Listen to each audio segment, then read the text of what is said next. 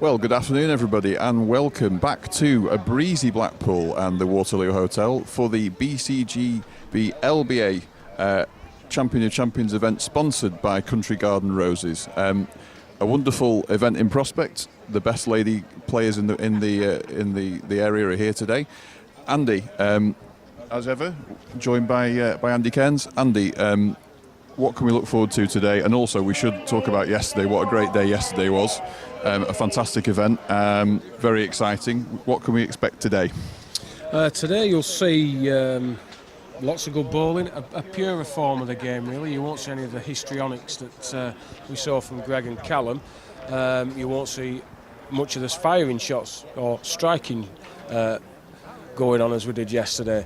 But they play the game very similar and they play it very, very well, and we'll see some cracking bowling. There's been some already great games on since 10 o'clock this morning. Currently, Louise Ollerton's looked very impressive. She's got through 2 games. Nicola Bolton, the winner last 2 years, she's got through. The current 3-time Waterloo winner, she's just under a little bit of pressure at me. She's losing to Sarah Clark. And the rest of the games are just sort of early stages, but it's lining up to be a really good day. There's some good games in prospect for later on. There absolutely is. We've already seen this morning some great quality bowls. We mentioned this yesterday, and we tried to make this point that the ladies' game is really no less skillful, and there've been some cracking matches out there already, haven't there? Yeah, arguably it's more skillful. They don't play as many aggressive shots as the men do, so they try to beat good bowls. So you get a lot of good bowls, close bowls beaten. Like I say, it's a more purer form of the game. It's like when the juniors play, they tend to just play the game. There's less emphasis on aggression. Basically, that's the main difference.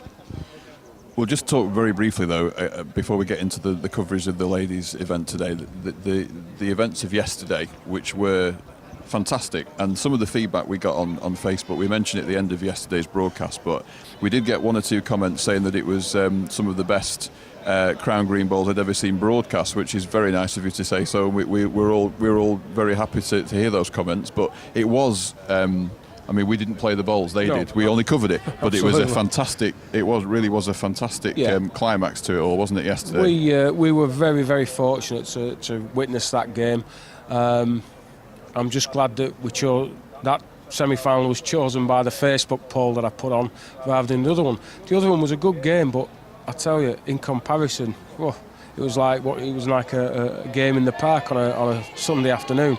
The Rate Smith game is one that will go down in history as being one of the great games, and fortunately we captured it. And next week you'll be able to watch it at your leisure over YouTube or wherever. It was lovely as well to get so many comments and feedback, and we welcome that on social media. So if you do have access to social media today and you want to make a comment, the usual channels are open and available to us, and we'll take those comments as we get them, and we look forward to making you guys part of the broadcast as well as these players out here. Again, before we get stuck into the action then, final thoughts about who we should really be looking out for today. The match we're going to concentrate on as well is a match between Emily Kernish and Melanie Saville-Fern. Melanie was very impressive, dispatching Susie Ladbrook in the first game fairly comfortably, and Emily Kernick, a young lady from Warwick and Worcester, she dispatched Kerry Brown, who was well fancied. So that's the game we'll be looking at. I don't know an awful lot about Emily, but she's a very, very good player. She put them very close this morning. The usual suspects of the favourites. Nicola Bolton was one of the favourites this morning. Short price on her, maybe 6-1. Linda Williams, I think, was 4-1, something like that. Louise Ollerton was 6-1. So those are the names that people are really looking at. Melanie Saville-Fern was well fancied, and a lady from Shropshire called Jane Archer I know absolutely nothing about. The bookie's been knocked over with people wanting to back her, so hopefully we'll get to see her later on. Sure, and also a good crowd here as well today. And we stressed that after the events of yesterday. It was packed here yesterday at the Waterloo, as it always is for these events. But it's great actually to see so many people through the door today, isn't it, supporting ladies' bowls. I've had a word with Mark Ording today, and he says there's around just over 300 people come through the gate, which is quite good for the ladies' champ of champs. It's normally a few less than that. The attendance yesterday was actually slightly down on the previous year, but the attendance on the Wednesday for the final of the Waterloo was up. So, in general, not so bad. It looks like we're still getting punters through the door to watch this fantastic sport. It has been a great week, hasn't it? This is the highlight of the bowls calendar, isn't it? That finishing off here in Blackpool at the Waterloo, with so many events going on. It's the whole Crown Green Bowls world descends on this town, doesn't it? And on this arena in particular. Well, it's nice to have it back. I mean, for some years it was spread out over a fortnight, but now it's been compressed again to it's just over 8 days. And it's a hard slog, but it's well worth it. I've survived it, which has took some doing. But from arriving a week last Friday to today, I've seen some incredible bowling. Well worth the money I've paid for the hotel, etc. And for any Crown Green Bowls fan out there, you need to be here for that week. It's absolutely superb. Fantastic. Well, as we say, we're looking forward to a great afternoon in store here at the Waterloo for our final event. We're going to go over, though, to your erstwhile colleague, Steve Davis, who's going to give us a rundown of the scores, the results so far. And when we come back after that, we'll be concentrating on that game between Emily Kernish and Melanie Saville-Fearn. And Emily Saville. Yes, Melanie Saville-Fearns. Well, thank you, gentlemen. I shall just run you now through the scores from the first round. Louise Ollerton, who won the Fleetwood Festival and New Longton Ladies Open to qualify for this event, 21. Tracy Mosley, the Birkenhead District Merit winner, 16. Catherine G, who won the Cheshire Merit, 14. Fern Beaumont, the winner of the BCG LBA Ladies Junior Merit, 21. Janet Walker, winner of the Greater Manchester Merit, 12. Lindsay Gorman, who won the Merseyside Merit, 21.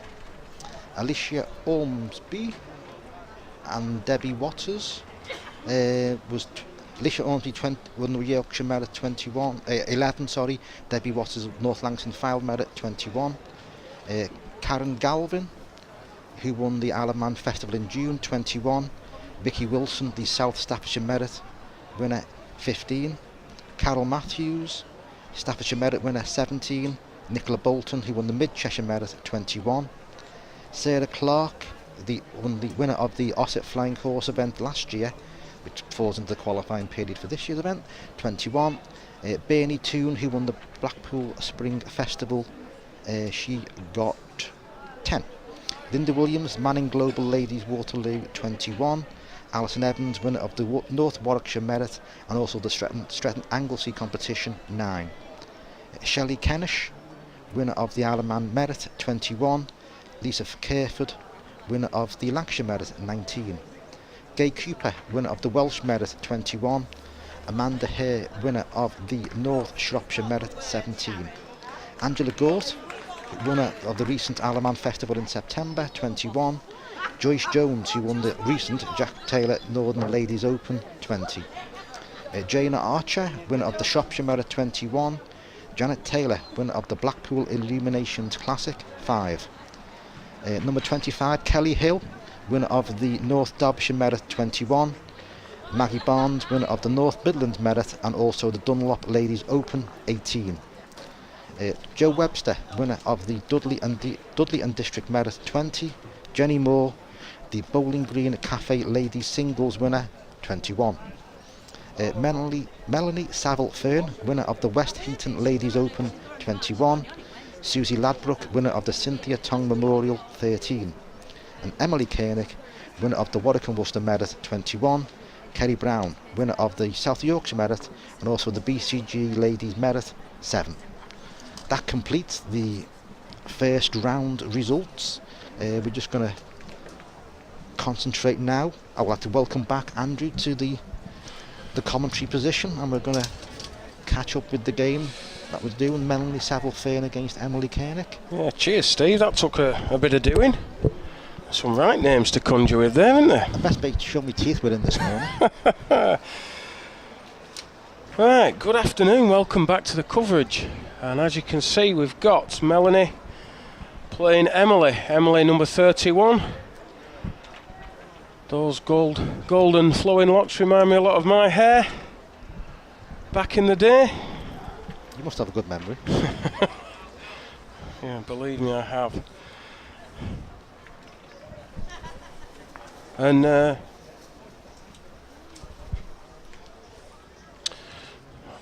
getting interrupted by my other half. I apologise. She just asked me if I want something to. Oh, she wants money. That's what it's about. Wallet's gone already. So, I thought. Don't know a lot about Emily. All I know is she's from the Warwick and Worcester area. I don't even know how old she is. None of my business. Careful asking that question. Exactly. But she played Kerry Brown, who was well fancied. She was quite a short price to win this event. But Emily dispatched her quite convincingly and played very well in the process. Melanie also had a fairly convincing win against Susie Ladbroke. I think Susie's a very, very good player from Yorkshire. Watched her a lot for the county. Very good last block on. And Melanie, I think she more or less run out from something like 12-11. So, playing well. It's always a difficult one, Steve, with the ladies. You never know whether to mention ages or not. Depends how brave we are. Yeah, exactly. I'm not a very brave person, really. I quite like my face the way it is, and I don't want to get into any trouble. So that was a little bit heavy-handed, that ball. We do say with this game, age is no object. Absolutely. No barrier. Open to all ages, all abilities. That's right. I'm just glad we've managed to catch this game, because of all the second round games, we were just a little bit too late to catch the early second round games. I'll just run you through those scores if I can. Louise Ollerton beat Fern Beaumont 21-11. Now, I actually didn't see the end of the Lindsay Gorman Debbie Waters game, so I'm not actually sure who won that. That was won by Lindsay Gorman, I think. Well, she was about 19-16 down, yeah. No, she was more than that. She was 19-13 down. And Debbie had about a 6 or 7 inch ball which got beat with a dead un. And always annoying. Always annoying. So Lindsay Gorman won that 21-19. The real battle of the afternoon so far. So Nicola Bolton beat Karen Galvin 21-16. Between them, they've won this competition about 1 million times. That was a good game. And then the last game that's just come off, that was the game I mentioned in the preview. Sarah Clark was well in front of Linda Williams, but Linda, being the tremendous champion that she is, battled back and managed to get through 21-19. So that means in the quarter final, Louise Ollerton will be playing Lindsay Gorman, and Nicola Bolton will be playing Linda Williams, and those are two mouth-watering ties. So, you're up to date. We can concentrate on the game you can see on the screen. There's Melanie, just tossing the mat down. Got on the board, 2-5. Now, she played a similar mark to the one they've just been on against Susie for the start of that game. But then she went around the green a little bit. A few round pegs here and there, put them close. I think she ended up an edge, the bookies' edge. And she's just decided to go 28 yards round peg, thumb peg towards a quick part of the green. She actually played slightly safe with that lead. I saw the last ball of Karen Galvin's in that area, and it was literally stopping where the jack, about a yard from the jack, and it ended up passing the jack and going off. So it's very, very quick down there. So that's a great ball from Emily. I know in Emily's first game, I know the score says she won 21-7. It wasn't a 21-7 type game.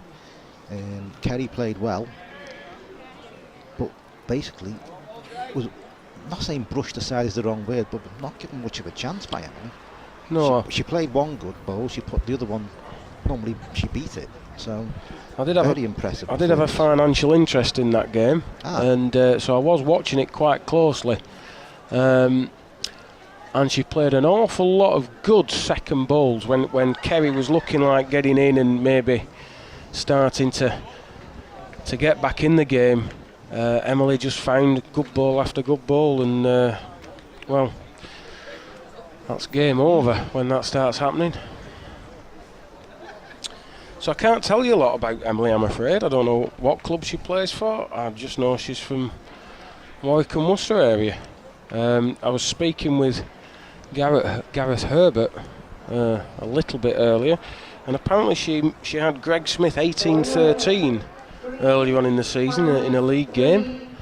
That's not bad. But unfortunately she couldn't just hold on to the lead and lost, but even so, there's obviously some ability there. He didn't mention that she'd beaten him twice though. Well, you don't do. Yeah, you don't. You won't mention that. Yeah, just gloss over that one. We managed to find that out though. So Melanie, I can tell you a little bit about her. She plays for Mearsbrook Park in Sheffield, South Yorkshire County bowler, and apparently she played in this event in about 2011 and didn't get past the first round, unfortunately. I think it was the same year she won the Bridlington Masters, or I can't just remember the full name of that event, Bridlington ladies competition that they had there. She reached the semi-final of the Waterloo last year, so she obviously plays the green fairly well.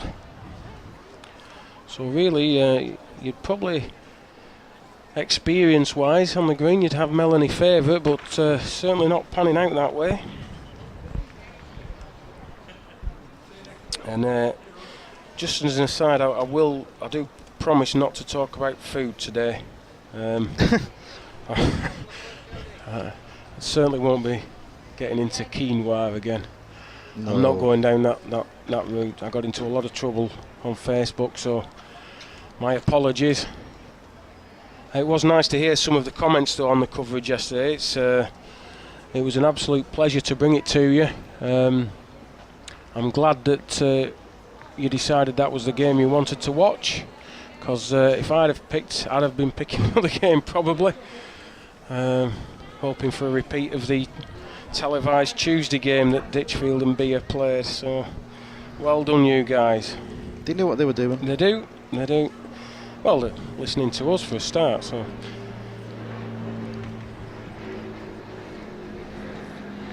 So if you do have any feedback or any questions or anything at all, if you post something either on my wall or on Facebook or on the Crown Green Competitions page, I'm sure we'll get to see it. Or even Steve Davis's page, because, you know, feel free to abuse him. It's fine. Yeah, well, I was just flicking through trying to find out a bit of information about Emily Koenig, who obviously she's a Warwick and Worcester County player. I know I'd seen her play before. I think it was a game against Lancashire that were a couple of years ago when Lancashire won the competition. Yeah, she put it this way, she normally has a winning county record throughout the season, which normally indicates not a bad player at all. Just try and go through. Well, I noticed there you just had won seasons up. She'd won all the games at home, and then was that the final on a neutral green? Yeah, finals at neutral green. Something I'm not quite sure about that. But well, she's only played 3 games this year because they played a slightly different format. yes. She won all 3 games. She beat some good players as Well, well. beating Linda Gledhill in Yorkshire takes some doing, I know that. So She's a very, very hard player to beat, is Linda, with an excellent county record. Look at this, good effort, just tight. Melanie's going to have to keep this form up to get back in this game, there's no doubt about that. She's very impressive, there's Emily.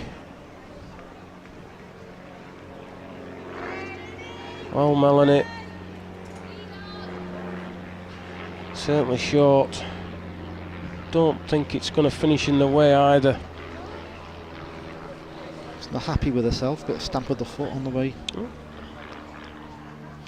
Lovely delivery, very easy. She's looking at this. Yeah, She's almost very walking close. it up. Good ball. Yeah, you can't argue with balls like that. Unfortunately for Mel, she set that shot up for her by being short with the second ball. Indeed, if she'd have been past the jack, that takes that shot away. But she was trying to put a bobby in, which is, I honestly think that's the hardest shot in the game. I keep saying this, and I don't always do it, mind, but I always think if you need to be passing the jack, that the jack very, very rarely goes back towards the mat. If you think about what you see in front of you, you think, well, if I was playing it, what would I do? And in that say, well, it won't be short. I'd make sure I was taking the jack through to my own back bowl. So therefore, you try and negate that by putting your own there. Negate. I like that word. Negate. I've used it a lot just recently. Well, the only downside about the ladies is that it means it's the end of the season. Well, really, you know. There aren't that many events now. I know you're in a couple of pairs events, aren't you? Well, 8 pairs next Saturday on here because there's both mixed pairs on. There's the All England mixed pair. I don't know the official title for that event. Is it in the British BCGB? Yeah, is it in Mel's? No, Centenary mixed pairs. I thought they put it in Mel's name now. Anyway, so that's on the Saturday here. I best know what I'm talking about, really. Well, I mean, you're the BCGBA official. I mean, if you don't know, I have no chance. Am I? And then there's the Waterloo mixed pairs on the following day here. So I'm sure there'll be a lot here playing next weekend. I'm sure there's a lot in both events. Another one to Emily, 11-4. Yes, I thought they were naming it after Mel. Mel Evans MBE Centenary Mixed Pairs Championship. I'm looking forward to seeing the draws. No doubt I'll get stitched up in it. I usually do. I mean, I'm handicapped enough having to play with my missus. Can I just say, all BCGBA draws are thoroughly straight. Of course they are, yeah. Absolutely straight. Straight as a die. I wouldn't believe anything else even if you told me so. Oh, my raffle tickets. Oh, it's alright, I gave them Karen, didn't I? Got to support the event, Stephen. Did you buy any? No. That sums you up, Stephen. Sums you up. I was up here doing a bit of work, so look, they didn't when it went round. If everybody you were the one who's been sat down. I was sat down watching the bowling. 3 hours. Watching the bowling. Some of us have had work to do. I have supported the event by buying raffle tickets. I hope I win something. So, Melanie, what are you going to do? You've got about 18-inch of room to get in, touch on your own. Sit on Emily's ball.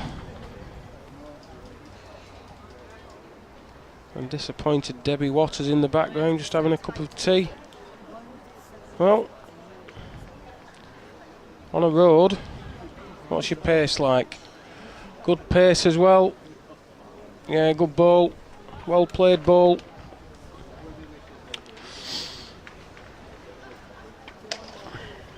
Colour coordinated now, Melanie. Is that cerise pink, would you say? Oh, no, I'm only going to get into trouble by anything doing colour combinations and fashion statements. Those that know me will be falling about laughing. Well, I'll be getting abuse. I went to the opticians last week for my yearly eye check, and apparently I'm colourblind. That came totally out of the purple. Not even going to go there. Not even going to go there.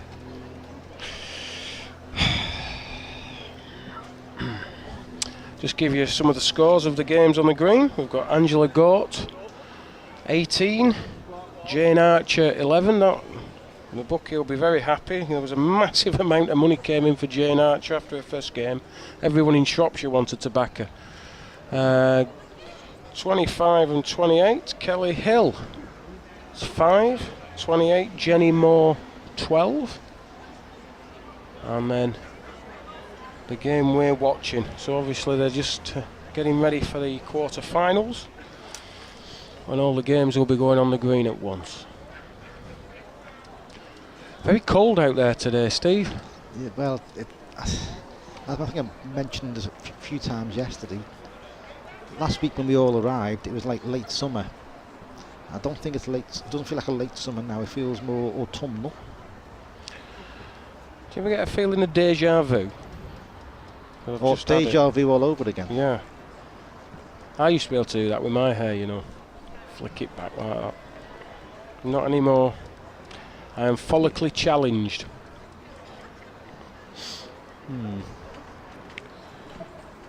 It's the first really poor ball we've seen Emily play today. It's short when she wasn't in. Most surprising. Melanie won't mind though. Every egg a bird at this stage. 6-11. I thought when she was actually went for the corner, she was going to play into the other corner. Yeah, she's not really gone. No, she's more cutting the green in half than anything else. Obviously, it's gone up maybe a few yards further from where the last end he played. I actually got told off yesterday while I was queuing up for a cup of tea. Oh dear. A lady came up to me and said, "You're in trouble, you are, with all the lady bowlers." And I said, "What have I said now?" You said something on television on Tuesday. You said, "Very few women like to play the corners." I said, "Well, I think that's quite factual." And she wouldn't have it. You're not going to win, Andy. By the time you're not going to win. By the time she'd finished telling me off, my tea had gone cold. So you could be clever enough to explain Einstein's theory of relativity, and you still wouldn't win. No, well. But today, the point I was making is we've seen very few going a long way today. Karen Galvin wanted to go full in. Louise Ollerton was playing at a distance. And those are really the only two that have decided to set the green on in the corners. I think Emily just took too much out of his second bowl. Yeah, just giving up. And I think if the game come off, I've missed that score now. But it would have been Angela Gort that won that game against Jane Archer, but they've took the score off the board already.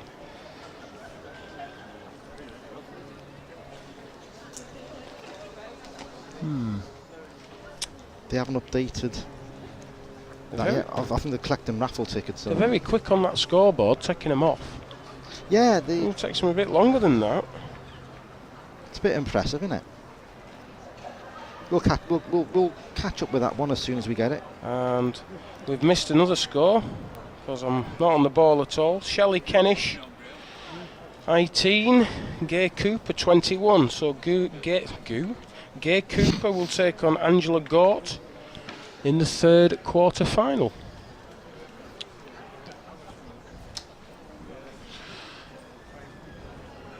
Another poor bowl from Emily. Short and not really what was required. Just wondering if this is a little chink in a game.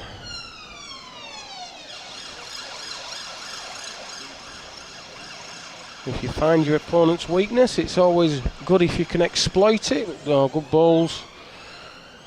Yes, very nice. Not a lot of room. Only about 2 feet. Emily just asking. It can be some difficult advice. to get past thumb peg, and I'm not sure it's that easy getting past finger peg either with her own bowl. Well, she's relying on the draw. Line's quite good, just needs a length. Tell you what. Good effort, just needs to run now. If it runs, it wins. Good ball. That's a great ball. Wasn't easy at all, that. Had to trust the bias. Rely on your own ability to play a length. Very good ball.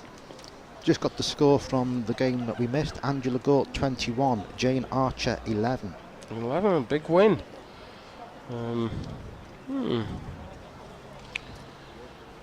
As I say, there were a lot of people emptying their wallets and purses into the bookmaker's satchel for Jane Archer, but he'll be very pleased she's out of the way.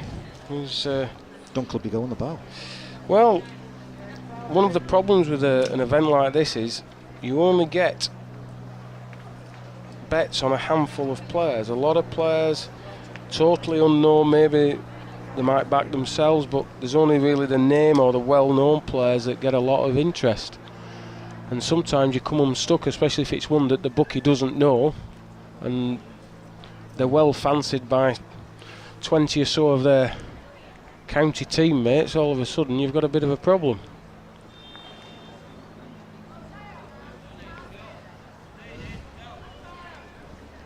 Just overplayed that ball, 2 yards to far. She was just short of a length really. The first didn't need a lot of alteration. Well, Melanie wants confirmation as to who's in. Yeah. Emily fancies hers, and I would just about agree from our shot on the monitor. Ideal bowl for Melanie is basically take a couple of foot out and just make a slight connection with the jack, rather than just trying to play a dead one. Just a dead and just a dead draw. Got in.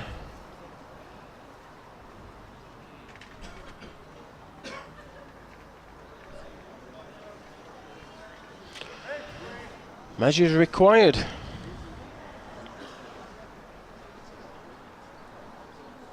Ooh. Green's in lovely condition again. The little bit squelchy at the end of the day yesterday in some areas due to foot traffic. Well, it seems to have repaired itself overnight, as these things do. Just to let you know the other game on. Jenny Moore is leading Kelly Hill 15-8.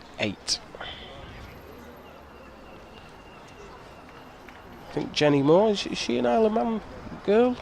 Got a feeling in my bones or in the back of my mind that she is.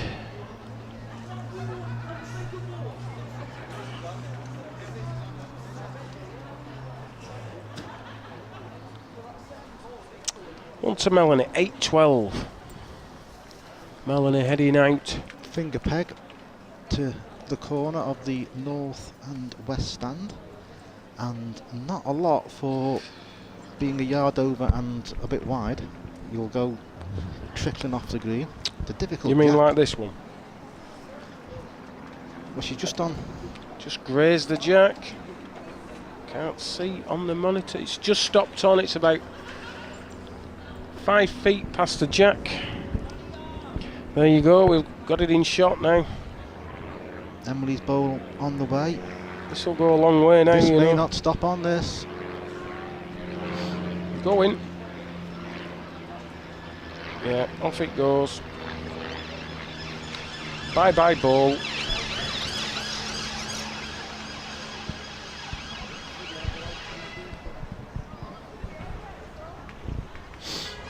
So, slight alteration. Definitely not troubling the ditch. Well, it's going to make Emily reach to save. Well, line's very good. Chance with this. Needs to finish.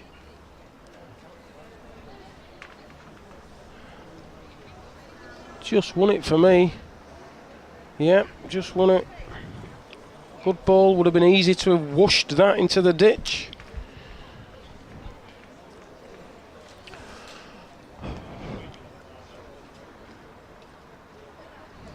So, just quick score update on the other game on the green, which is between number 25 Kelly Hill, number 28 Jenny Moore. It's 11-15.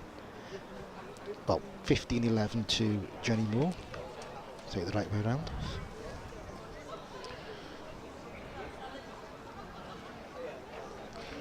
Leading out thumb peg.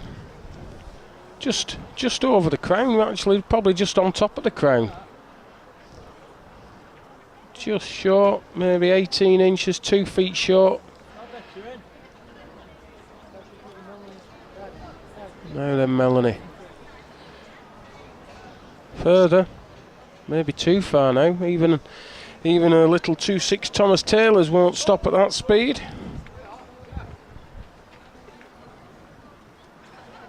Footer running in Emily's first ball would be good. Yeah. Needs to stop now, put too much in. Put too much. Oh, just sat that ball at the back and stayed in. Melanie can't afford to take much out. This is uphill most of the trip. Very easy to leave this short. Very, very easy.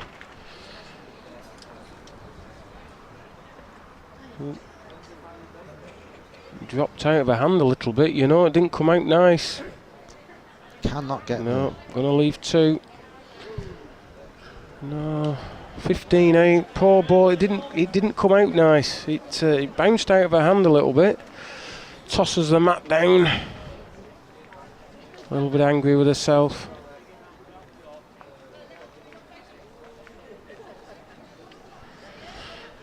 Back down to that corner. I'm not just sure we're going to see anything like we saw yesterday, Steve. I think we might see drama of a different kind. Well, it'll be top quality action because I remember a game a good few years ago now when Nicola Bolton played Lynn Pritchett in I think the semi-final of, I think it might be in this event actually, and it was an absolute stunner of a game. It was one of the best games I'd seen on the green. Well, there was a game last year I think that stood out in my memory was Debbie Talbot just losing out to Nicola Bolton. I think it was 21-20, and I remember saying at the time it's the first time I've ever seen Debbie lose a game, and it was from memory it was a good game. I really should have re-watched last year's. There's a bit of research, you know. I do research now and again. Honest. And she didn't need to change the ball there, but obviously just fired it out a little bit. Surely the ball to play here is to being a bit aggressive onto... The ball is a strike really, or at least a couple of yards over. Take the ball out, but... It'd be easier to move it than trying to beat it. As I said, this is tends to be a less aggressive game than the men's. That's not meant derogatorily or negatively. I just thought it was easier to try and move the ball on than try and stop a ball past it. I agree. The only thing is she played a length with the first ball. She probably just thought put it on a road, but not easy to do just there. Not easy at all. And a good crowd again, Steve. It's for such a chilly day. I mean, there's been no sun at all today. It's nice to see a big crowd here. Never the most well patronised of events, unfortunately, because most people are making their way home after yesterday. But yeah, decent crowd. Poor lead from Emily though. Melanie stepped in. Is there a holiday festival on next week or something in Blackpool? Is it the Pontins? Do they have a late one? That's the Norbrek. The Norbrek, is it? Is that on next week? I mean, I'm just wondering whether people have come for that and stopped by here, but I don't know. I'm not sure it's next week. It's normally October. Is it? If it's on, it'll be. Okay.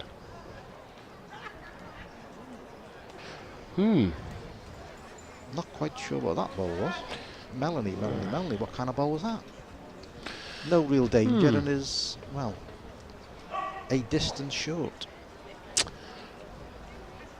I think in the state she's in the game, and she can't really afford to pass up too many chances of I say it's an easy 2, but same bowl again gets you another. As my Irish colleague would say, you need to convert the spares where possible.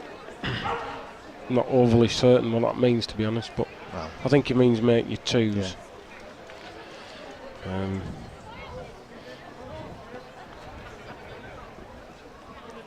We hope Mr. Corkle enjoyed the commentary of yesterday's event.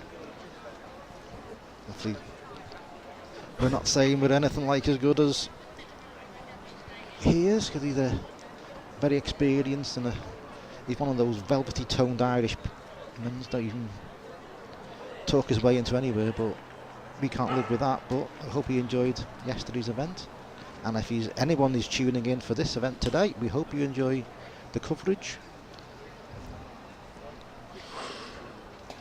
I thought Melanie's ball there was going to go off the green the way it was trickling. It was virtually stopped by the jack, and it's gone nearly 2 feet past, and Emily will have seen that and just been a little bit wary. Oh, Melanie, don't. Oh, wafting it on. Still going, only one. Well, probably just playing a dead draw. She wants it to run, doesn't need to run an awful lot. Another footer run, it goes in. Oh, just given up.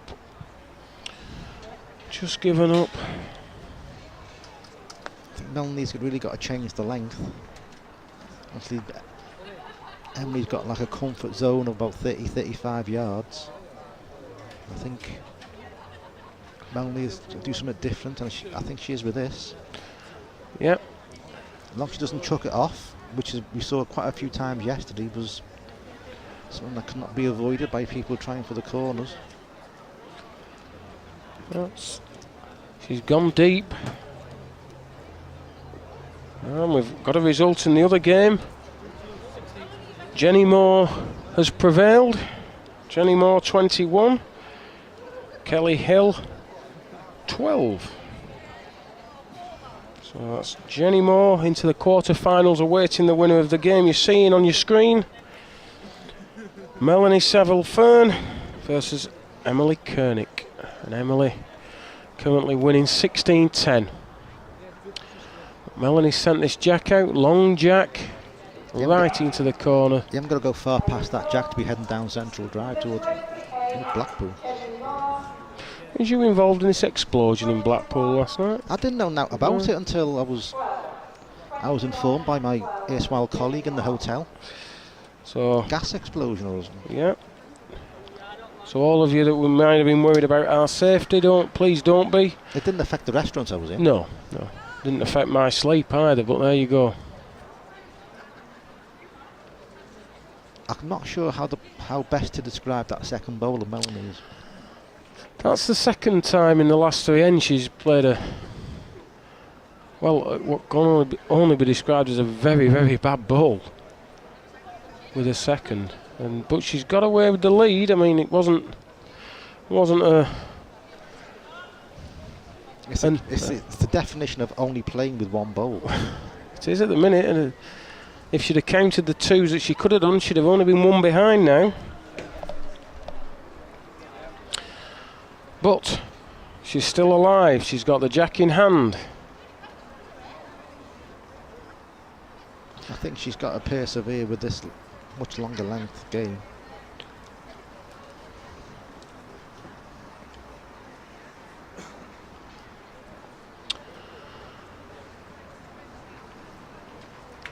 Emily had been playing like a minimum length of about not much under 30 yards at all, so you're either shutting it right up to the bare minimum or go beyond their comfort zone and play corners.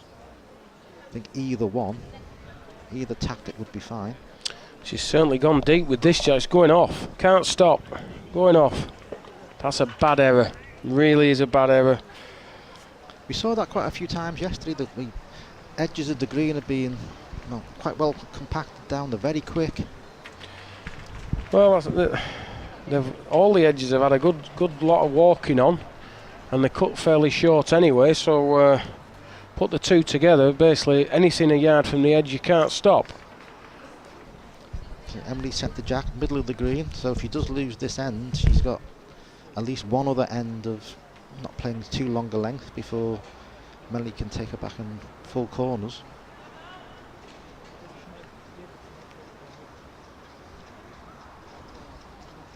It's not a bad lead from, well, lead bowl to the jack from Melanie. Emily just trickles by, almost connected with the jack. Almost, but not. Now what can Melanie do with this? Must play better bowl with her second bowl. Yeah, she's improved. Well, equidistant.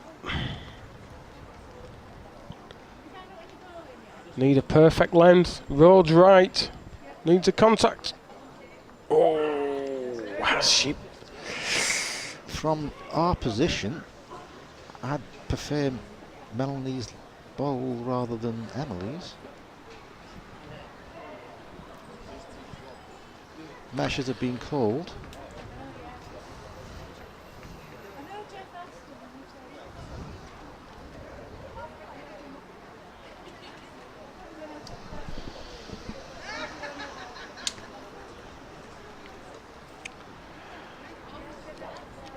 Well, just run through the quarter-final lineups while we're looking at this measure. Louise Ollerton's playing Lindsay Gorman. Nicola Bolton will be playing Linda Williams.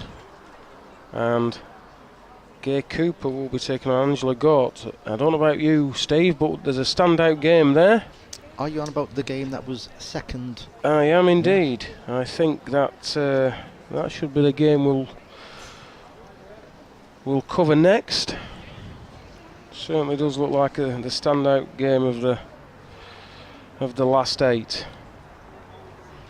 Well, 12-16. Melanie's had 3-4 throws to the jack now, so you're feeling a little bit more comfortable, much more settled. The difference so far, I think that she needs to play. She sent some very loose bowls, especially with a second bowl, so she needs to correct that. Much easier to win a game if you're playing with 2 good bowls rather than one and another one somewhere lost on the green. Well, just needs a length, does this, of Emily's. Stop now. Yes, good ball. She needed that, just in danger of things getting away from her.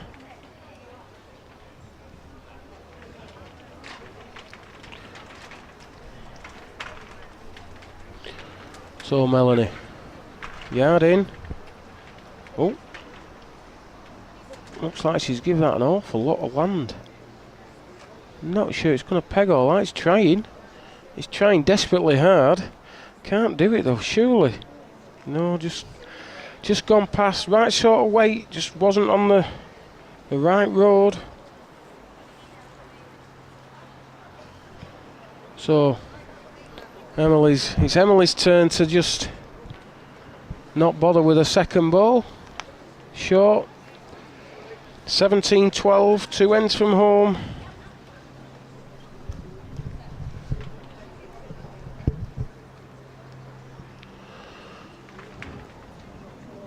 Flicks the hair back, picks the jack up.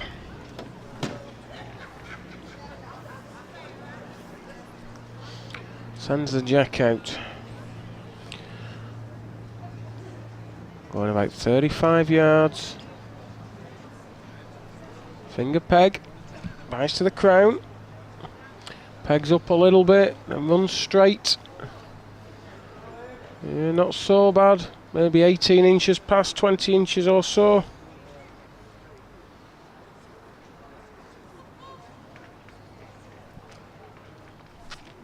A little bit of room for Melanie. Needs to run a bit. Can't get there. Short.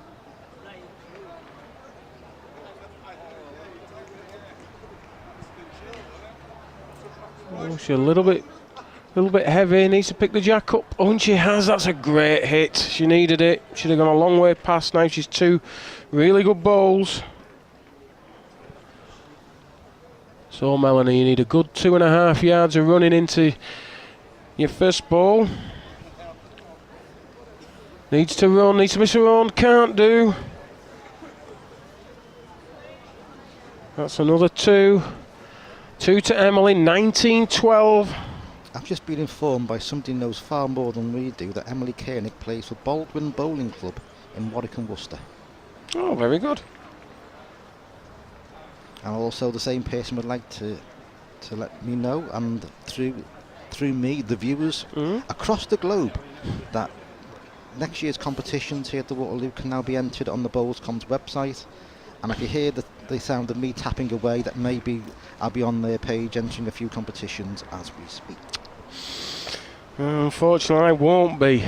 But never mind. 12 months off. A bit of retirement from competition bowling won't do me any harm, I don't think.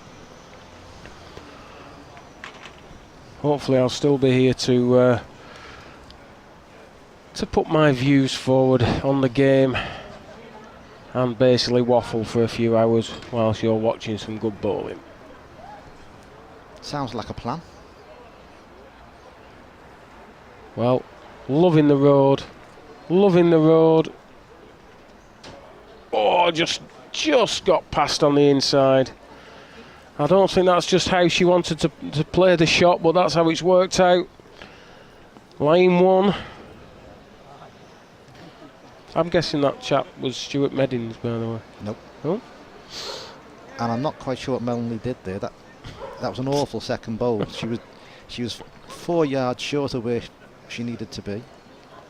Well, I'll just say hello to Chris Lambert, who was the gentleman that you were 50-50. Yeah, it was. I just went for the wrong one, yeah. Oh, well. That's why I'm not a gambler. Always go for the wrong one. I remember that time I backed you. Is that why Cadden still got your money? My wallet will be empty when I get it back. Yeah, the lovely Cadden last seen jumping in a taxi heading towards the shops in Blackpool City Centre. Hey, if only it wasn't true.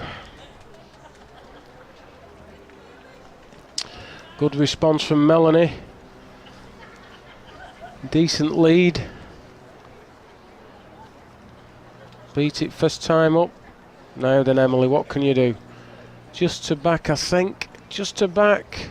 It's trying. It's trying. If it falls, it's a chance. May have won it. That pegged well.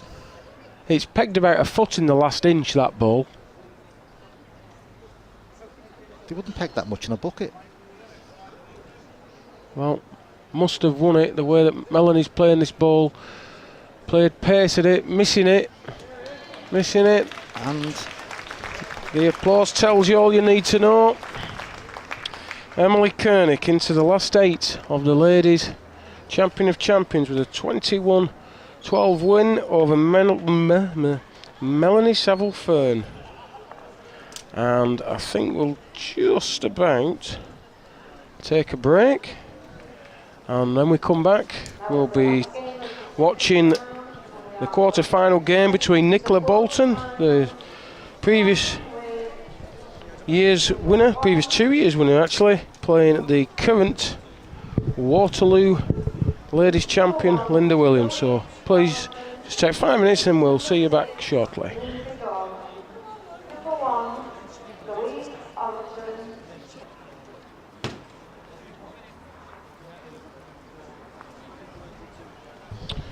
And welcome back, and you've missed absolutely nothing.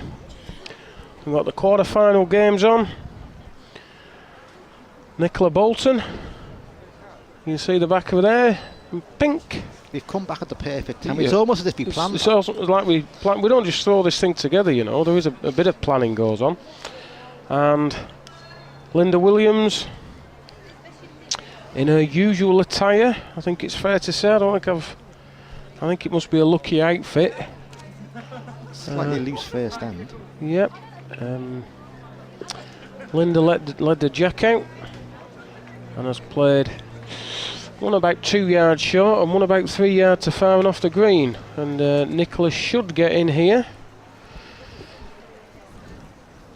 Yes. Well, somewhere between 2 foot and about 12 foot on her own bowl, and she'd have got one. I would have backed you to get one there, Stephen. That's saying something. Ooh. That's saying something. So. Oh, so did you heard that. We heard that. Yeah. 3 raffle prizes, love. I hope they were good uns. They had that in Western Australia.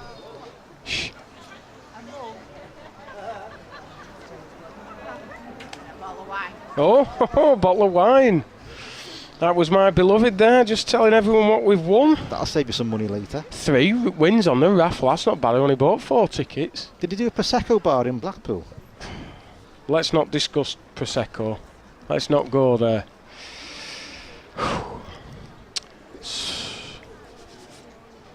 I think They do 3 litre bottles now, don't they? they do magnums of Prosecco. Yeah. If they ever get to Nebuchadnezzar's and Jeroboam's, I can just see my house being full of wine, Prosecco bottles. Nebuchadnezzar? Yeah, we're going off track. A Nebuchadnezzar, look it up online. A Nebuchadnezzar with I couldn't champagne spell is worth a fortune. So, Wasn't there something in the Bible? yes, they're all Jeroboam. All right, yeah, They're yeah. all named after. Obviously, a Magnum isn't. I don't think. It's an I ice don't know. cream. It's Lovely an ice cream, yeah. Anyway, back to what we would to pay there to be. No, yeah, exactly, yeah. Paid.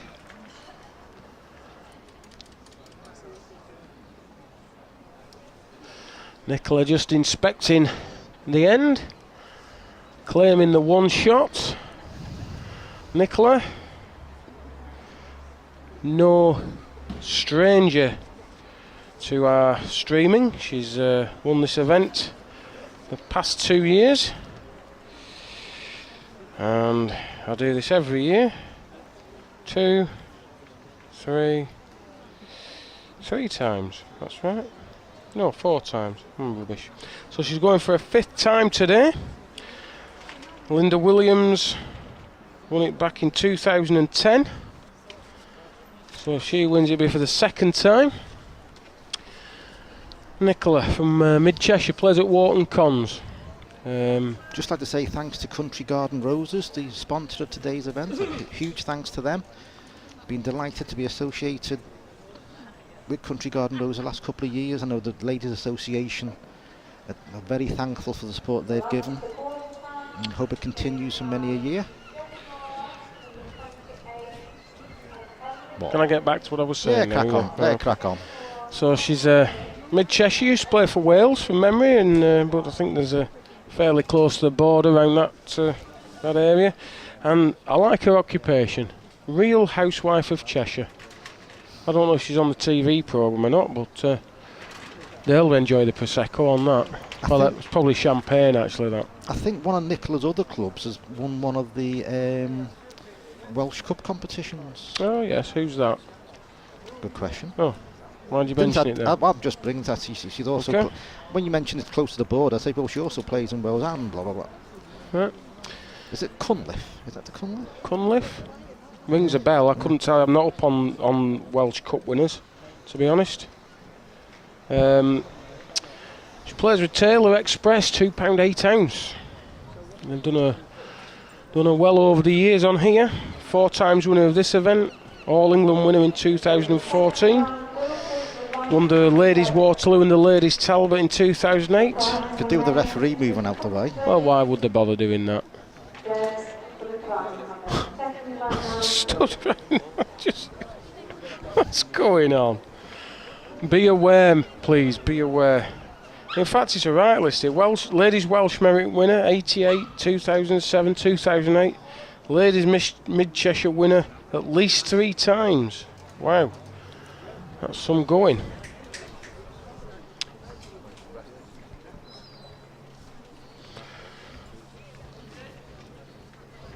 Two good balls from Nicola. Linda's got to attack these, surely. Got to come on the thumb peg, try and find that gap.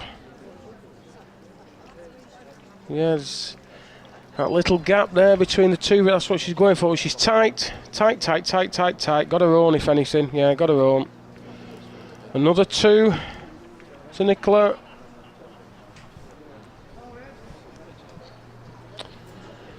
And we'll just recap the scores that got us through to this stage. So Louise Ollerton 21, Fern Beaumont 14, Lindsay Gorman 21, Debbie Waters 19, Karen Galvin 16, Nicola Bolton 21, and Sarah Clark 19, Linda Williams 21. Shelley Kennish 18, Gay Cooper 21, Angela Gort 21, Jane Archer 11, Kelly Hill 12, Jenny Moore 21, and finally Melanie Saville Fern 12, Emily Kernick 21. So you're right bang up to date with the results.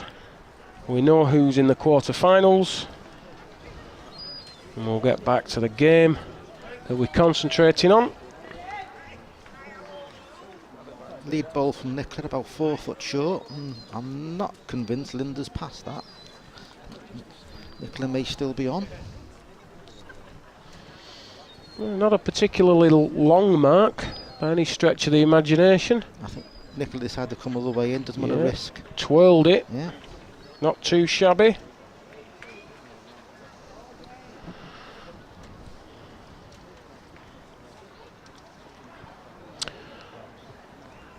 And Linda's done the same turnover, but not with the same level of success. Just a 1 to Nicola. And we'll do a quick update on the other games. Number 1, Louise Ollerton leads 8-1 against Lindsay Gorman. You know the score in the game we're doing. Number 19 is Gay Cooper. She is 4-1 down to number 21, Angela Gort. And the other game, which is obviously not played many ends so far, Emily Kernick is 3-0 up against Jenny Moore.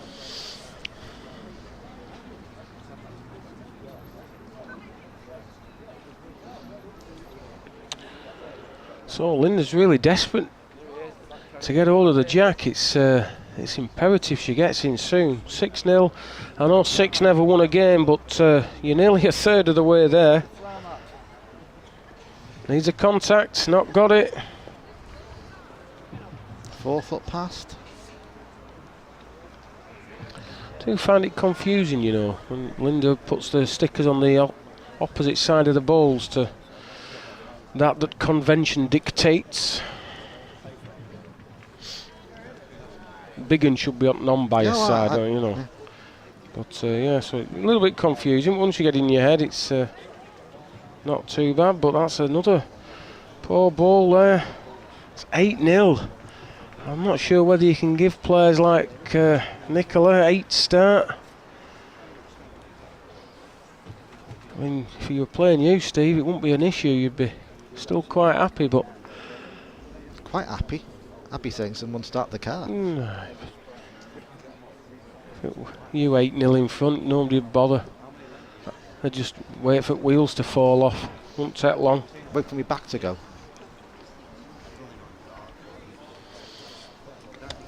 Nicola's no need to change. Some peg, shallow round peg mark.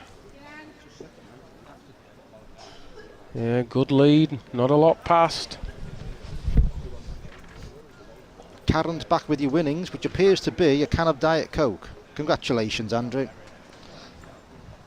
So out of my wallet and me raffle tickets, I've ended up with a can of Coke. Oh. Well, that's Christmas sorted. And you know the sad thing, that's the most I've won this year. Hey, dear me. Oh well. C'est la vie. Yeah, another good ball. Nicola's really playing well. Putting Linda under all sorts of pressure. Can't be short, Linda. Looks tight, pegging away. May have saved. She's looking at him, not picking anything up just yet.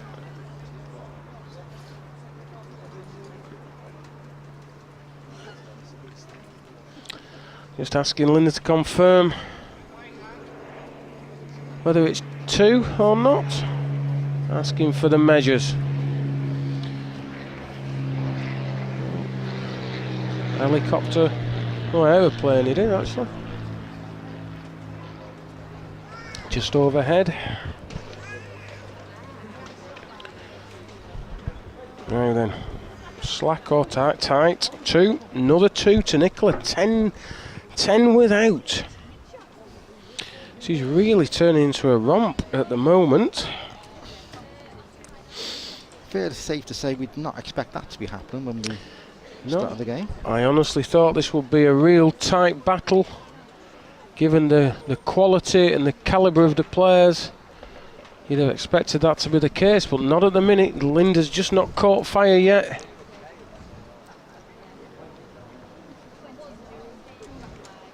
Although she's got a chance here now. So that's a bit wayward from Nicola compared to what she has been playing. Yeah, it's not the best of leads.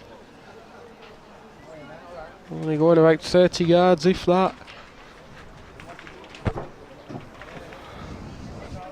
Not the greatest of bowl in return by Linda. Not quite sure there who you'd say was on. May have done a job. That's all you can say. Well, she changed peg? No, just narrow. Just missed the road altogether. Bit of a loose end really from Nicola. Little bit. Might knock her in, you know. Ooh, just grazed the outside of the ball.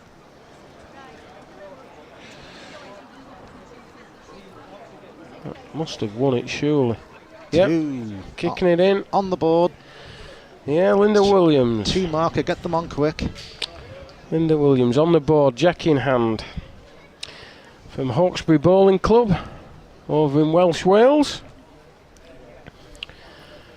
Winner here of this event, 2010. Interesting that she lists her bowls honours in this particular order. Welsh Crown Green British Bowling Association Merit winner, British Crown Green Bowling Association Merit winner, Champion of Champions winner, and then 3 times Ladies Waterloo winner. An impressive collection of for any player. And she sent a bit of a nasty jack there. It is. No, past it. Nothing past it at all. And that area of the green has been playing very, very difficultly all week. Not sure, just given up I think. Can't just see properly. They just need really to put a big yard in each bowl. It would be a bit risky putting anything else in. Oh, she's knocked her in. That's Wow. knocked Nicola in for definite. Absolutely cursed, really. Was a good ball missing.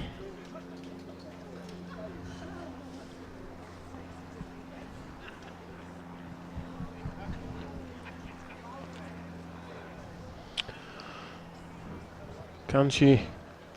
Well, can't fault the land. Needs to stop. Trickle, trickle, trickle. Trickle on.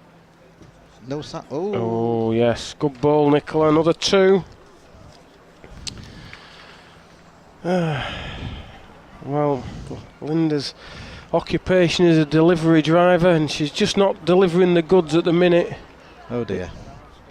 That's not, to be fair, compared That's to quite you, good, that's that. for you, that's remarkable. She's going to have to just up her game a little bit if she's going to get back into this.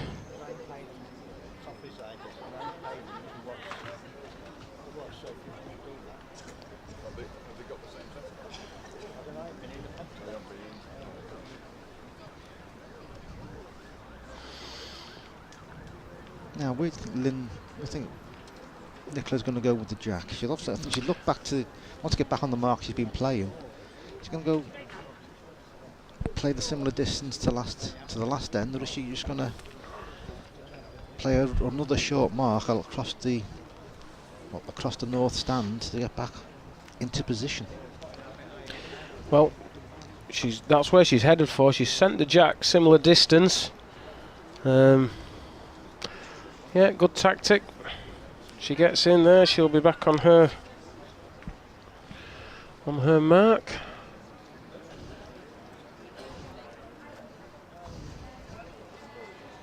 Four foot past.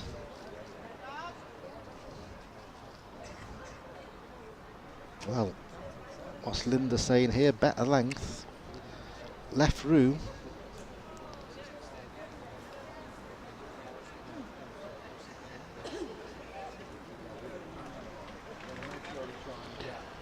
Improved, but not enough. Should be a comfortable 2 for Linda.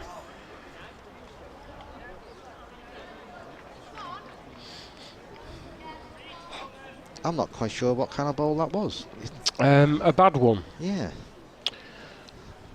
Not good at all. That should have been an easy 2 for Linda, but that just shows you just how she's just struggling a little bit at the minute. Just lacking that consistency she showed to win the Ladies Waterloo 3 years running. And I've heard a little rumour that it will be handicapped next year. Ah.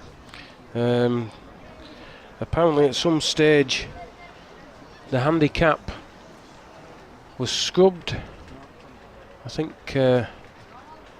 when it changed to a 21 up event, and when the handicap was reintroduced, the 5-star, the individual handicap for winners and runner-up was never implemented, which has meant that Linda never lost any chalks for winning it the first time or the second time, but might do for the third time.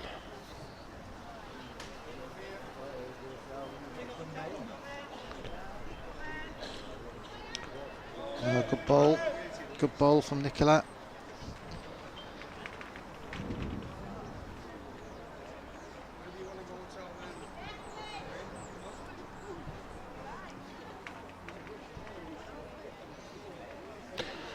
Needs to run. Oh, just not enough pace to hold the line.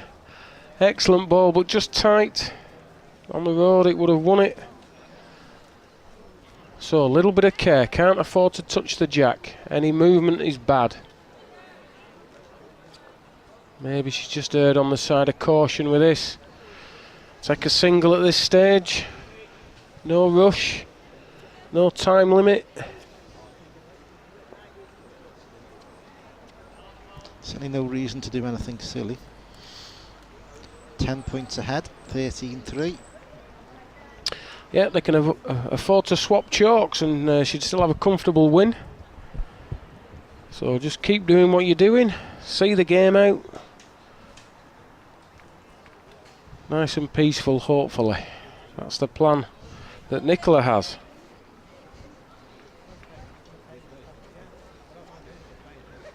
Thumb peg mark quite quick, downhill.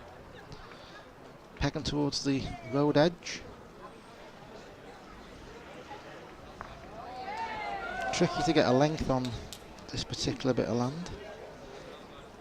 I think Linda's thinking yes, Linda's asked for a measure. Confirm it's the more than the minimum 19-metre distance. Well, if that's not at least 19 metres, I will buy you a drink. Fair enough. With my own money. Oh. That's how serious I am that it's over 19 metres. That's the trouble though with the Waterloo, such a big green, even quite long marks can seem very short when you put it in the context of the size of the green. I always thought this particular green, it being so big, you tend to overplay. Yes, that's right. Your normal games playing 23, 24 yards, then you end up sending the jack, thinking it's a distance, and you're actually going more 30. Yeah, that's exactly right. And I think the first time you come here, that is exactly the trap you fall into. Even the 20th or 21st time you come here, you fall into that trap. Yeah, comfortable. Now probably 21 metres. It's actually hard to envisage 19 metres sometimes in your head.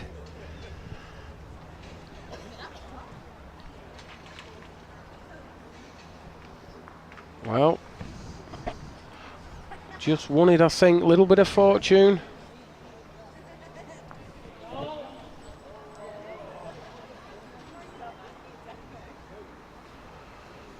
And Nicola's changed peg as well, going at it finger peg.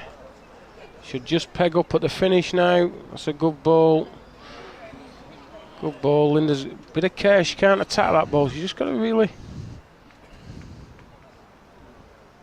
play just over a length maybe. There's a lot of chances now. A lot of chances. What's she going to do? She chipped it in. Don't think so. Not a no.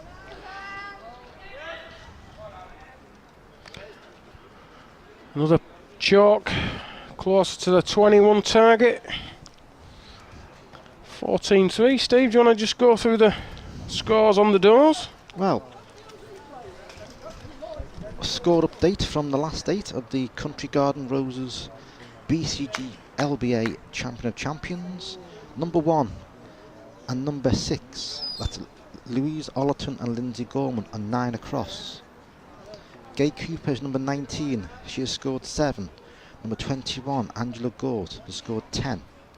In the final, the last quarter final, number 28, Jenny Moore 5. Number 31, Emily Koenig 9. And obviously the game we're covering is number 12, Nicola Bolton 14, and number 15, Linda Williams 3. And Andrew, I should just let you know that a regular visitor from earlier in the week, the Seagull, has returned. Stephen's back. He's just perched up there, I think. He's perched on the roof thinking, who are these on my bit of turf? He didn't turn up yesterday. He did, he flew around a bit. Yeah, but he didn't land. Yeah, Too busy for him. It was too noisy. Yeah. Well, good ball for the first time from Linda, made Nicola play an aggressive ball, strike at it, and she only just missed. Now can she get another?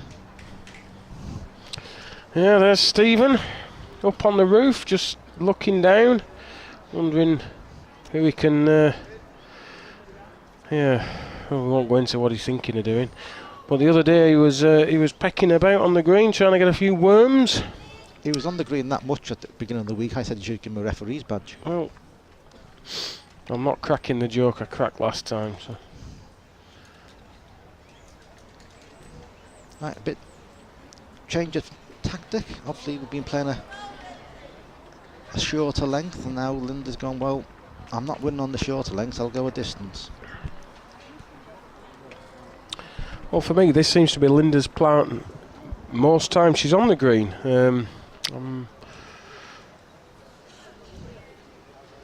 I think she'll just need to lead that little. I think that's what's really letting her down at the minute. Her leading when she does have the jack. She's not putting any pressure at all on Nicola. She's gone finger peg mark towards the pub corner, and she's gone a couple of yards over, and it's pegged tight. Yeah, you peg tight there. Whips at the death.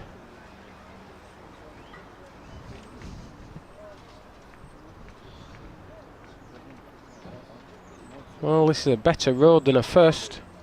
All about the length now. Yeah, that's a good ball, well repaired. Not a huge target, also difficult to beat. Nicola may be thinking, was it worthwhile playing at it? Was it worthwhile trying to try and put a ball inside I think it? it's well worth playing up at. A couple of yards over. Jack or ball. Can't win it short. Got to attack the end.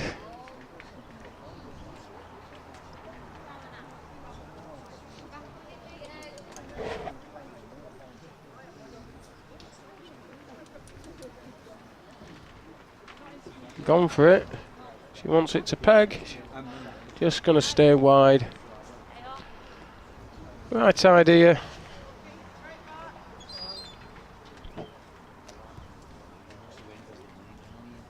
Well, slowly but surely, she's just getting herself back into this game. 5-14. Gets a few twos. You never know. I'd still rather be in Nicola's shoes at the minute than Linda's.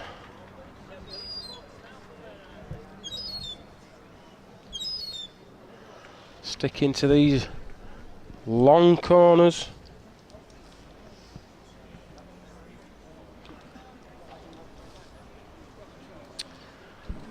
Finger peg.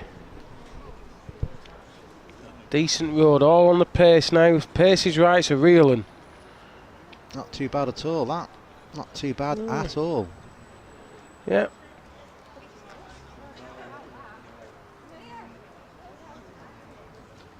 Nicola looks a little bit wider. Don't think it'll peg all that. And she knows it.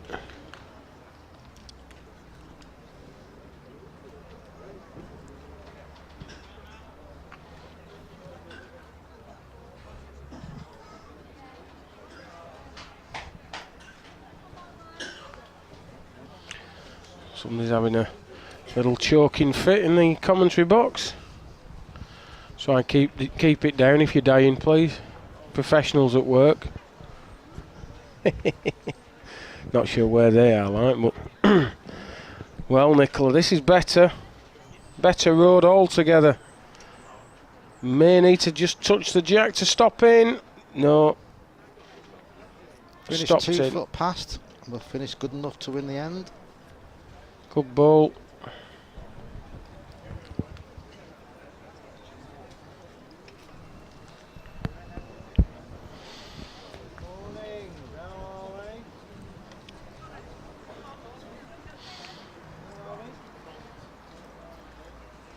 Well, Linda's not conceded anything yet.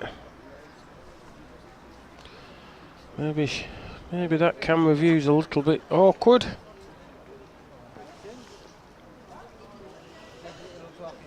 That may be better actually. It shows it's gone quite a bit further.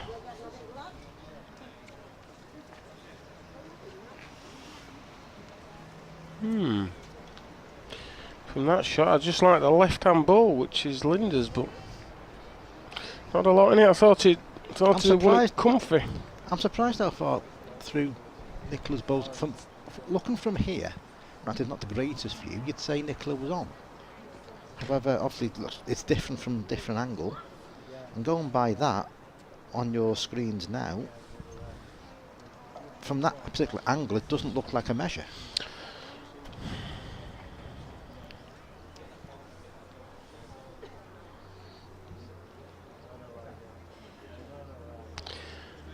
Back ball in.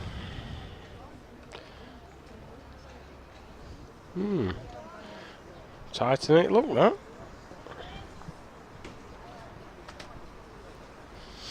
So another one, 15-5. To get back hold of the jack. 3 ends from home. Well, it's looking like my financial interest might be just coming to an ending today. Louise Ollerton was 8-1 up with Lindsay Gorman, and she's now trailing 14-9.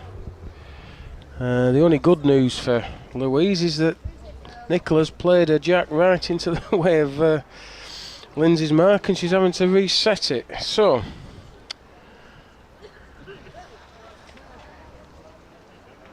tight game between Gay Cooper and Angela Gort. That's 12-11. And Emily Koenig, the youngster from Birmingham,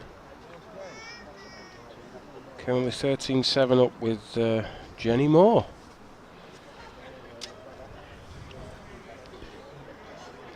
Oh, good ball. Very good ball. 2. Put Linda under a load of pressure here. She thinks, yeah. Left 2.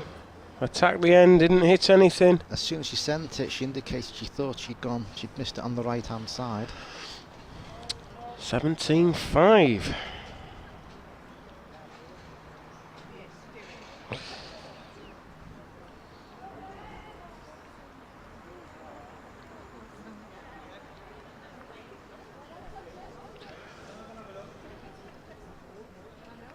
So now you can see there that Nicola's just having to move the mat, get out of Lindsay's way. Lindsay doesn't want to change, and why would she? Nicola's looking over to, well, the shop corner to place this jack.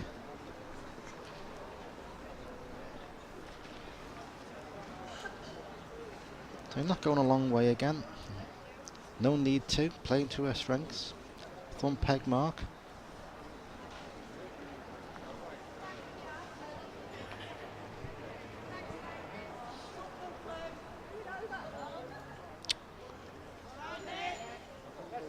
Yeah, not so bad.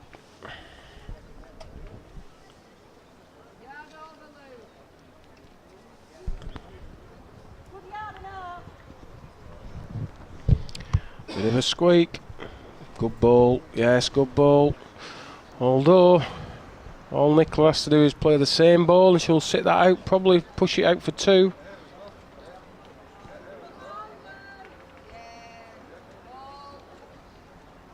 Very popular this corner, with three ends in it now. She's played a bit more aggressive than I thought she would, to be honest. I think she's turned over as well. She's turned a peg over, come at it finger. I think she's just made that shot a little bit harder for herself. If she had just trusted her ability to play the same ball, that would have been a winning shot. Instead, it's looking like she's going to be 2 down if this ball stops. No, it can't. Can't stop. So Linda gets 1 back. Still looking a bit bleak. She's going to have to play hide the jack for 10 minutes, I think.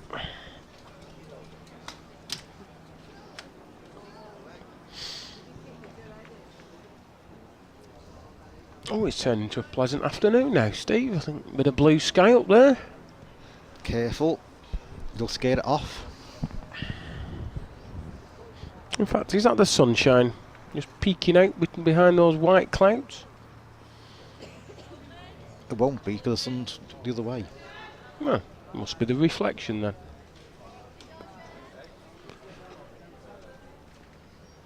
Didn't realise you was a meteorologist. No, I've just been here all week and I know at this time of the afternoon the sun's from the other way. Get you, Eamon Andrews. Long sweep and finger peg mark. A decent lead from Linda. Nicola's on the outside of it. Is it just going to go too far? Yes, it is. Just gone out.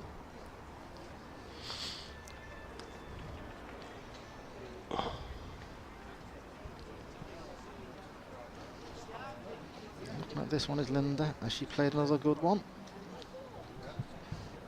Trickling and trickling. Yeah, good bowls. Now, can Nicola take, well, 18 inches, 2 feet out of her first bowl?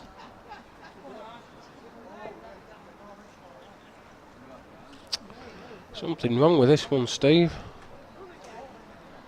Something wrong with it. Needs to run straight now. Run straight. Ooh, just grazed past it. It looked like it was in the back of those bowls all the way. Just held its line. We're right behind that then. It looked like Nicola's playing with a slightly weaker set than Linda. I would say so. Especially, we've just been right behind that, the line of that ball, and it didn't peg as much as Linda's, quite maybe by a couple of bowls actually.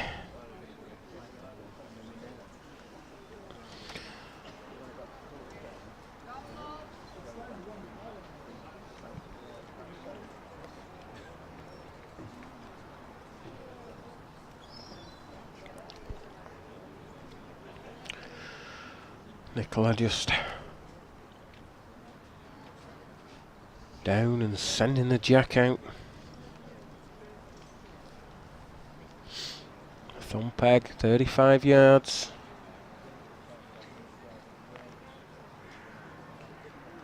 Stroking it out. Length required.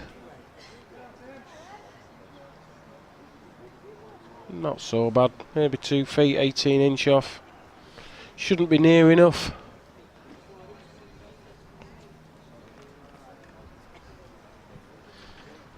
Good response, wins it all week. Of course, when you're this far in front, you can afford just to play through, run the jack, run the ball. You can be a bit more aggressive, attack these shots a little bit more. Well, big effort this. But he's trying to lick it with a dead 'un. Big effort. Just fallen out, I think. I think the correct shot would have been just to have been a yard further on, run the jack or sit the ball. Well, playing a good second, trying to prevent Linda from counting 2.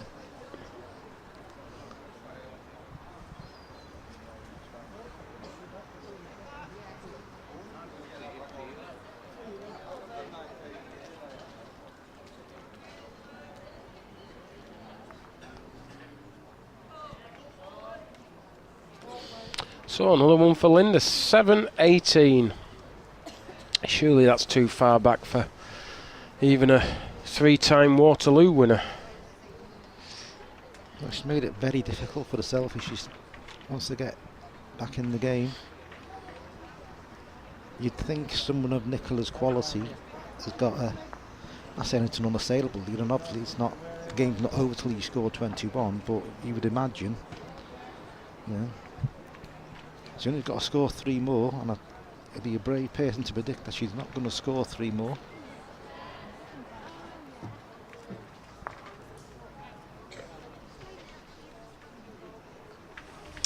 She certainly won't trouble Nicola with leads like that. Not saying that, Nicola's only just scraped past it. Not a good response. Plenty of room for a good bowl here. Well, it's never going to be a toucher. May not even win it. You would imagine that Nicola will count this end. Be amazed if she doesn't.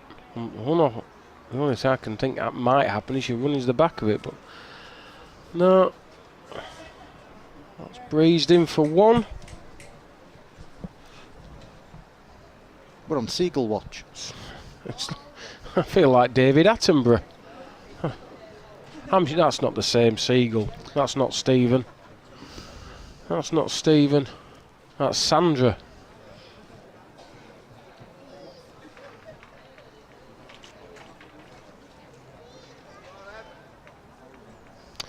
Just the one, 19-17. Two chalks from home and a place in the semi-final of the 2017 BCGLBA Champion of Champions, sponsored by Country Garden Roses. Quickly go through the other scores. Louise Allerton 11, Lindsay Gorman 16. Obviously our game 19-7 to Nicola Bolton.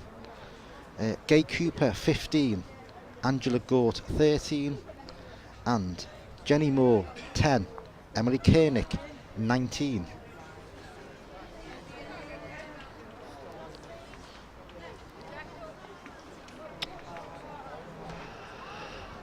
Oh,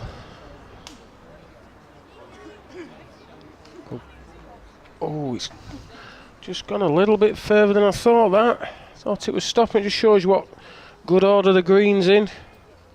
This time of year, you'd expect them just to be pulling up a little bit, but still trickling in places. Just like that one, that's trickled in.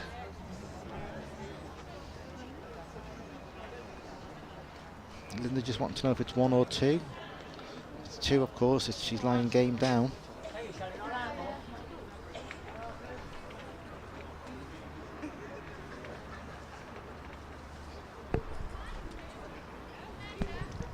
I think Nicola's confirmed there that she likes 2, but she thinks it may be a measure. So, what can Linda do? She's nearly played the other peg.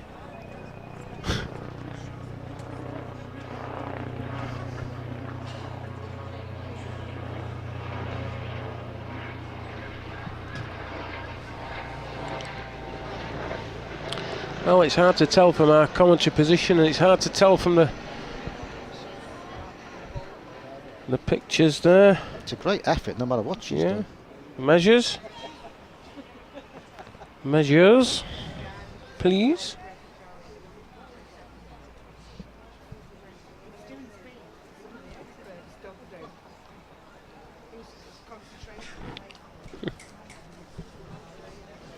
Oh, there we two Ref's having a little bit of a jog across the middle of the green.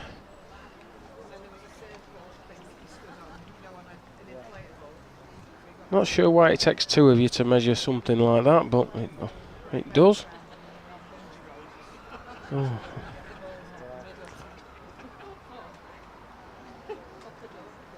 Bolton won after that measure. All but.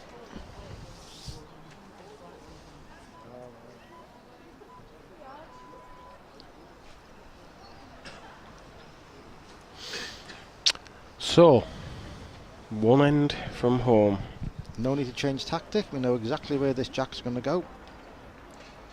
He says, hopefully. Oh, I wish she'd have gone somewhere different. That would have been hilarious.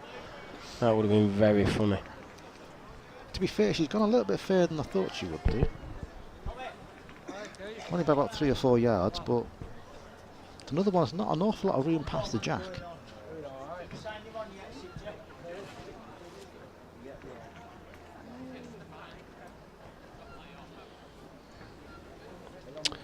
Well, I can't see the jack. I can see the ball, so it can't be that close.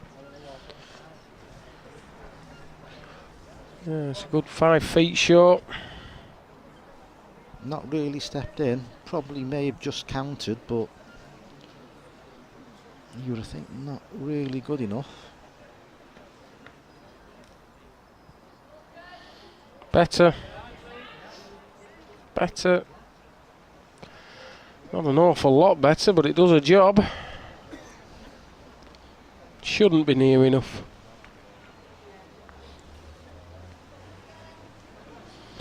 This is dragging its feet. Just goes in, I think.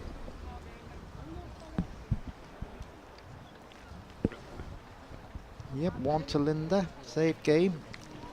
8-20.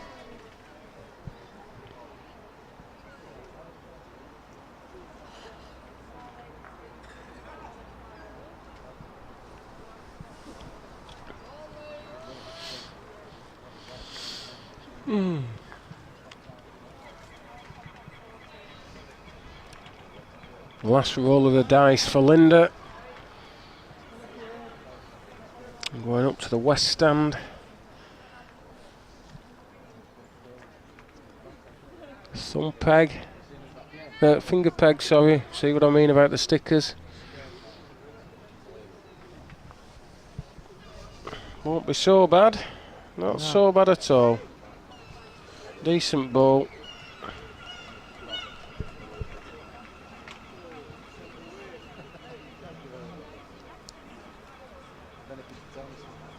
Urging it on. Needs to run, can't run. Just giving up about a yard short.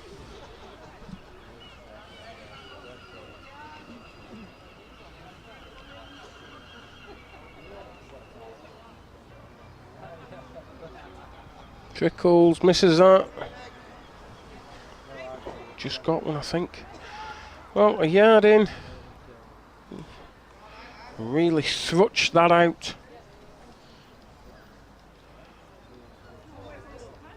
Well, big effort. On a road, it wins it. On a road, it wins it, does it? Oh, just given up. Great effort. Couple of inches short, that's all.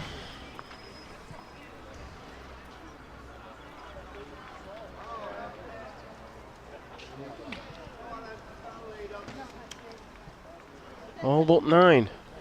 Other game still on. Lindsay Gorman is at least 19. She's just measuring for 2. Just the 1, 19-11 to Lindsay Gorman against Louise Ellerton. Gay Cooper 15. Angela Gort 16. And in the last of the quartet of matches, Jenny Moore's made quite a big comeback, but she's still behind 15-20 to Emily Kernick. Emily was quite a distance in front there. She just played a good ball to get in. So that's getting tight, is that game. The game we're covering. Linda Williams, finger peg. Decent lead. Caught Nicola short. Got to get another. Got to make twos. Can't keep playing short bowls. Needs to make them count. A long way back in singles.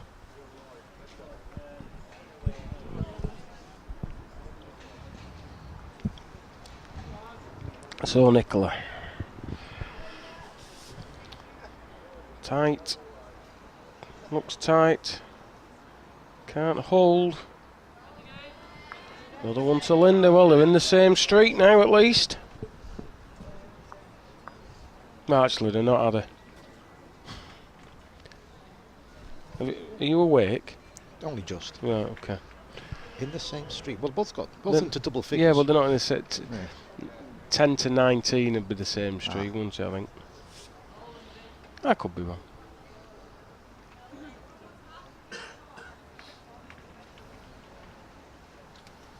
They're both coming home anyway, I suppose. Lindsay Gorman lies game in a match against Louise Ollerton. Oh, touched. And she still lies game. Short. It's Louise Ollerton out. And my money gone in the book is Satchel again. Good win for Lindsay Gorman. 21-11 after trailing 8-1.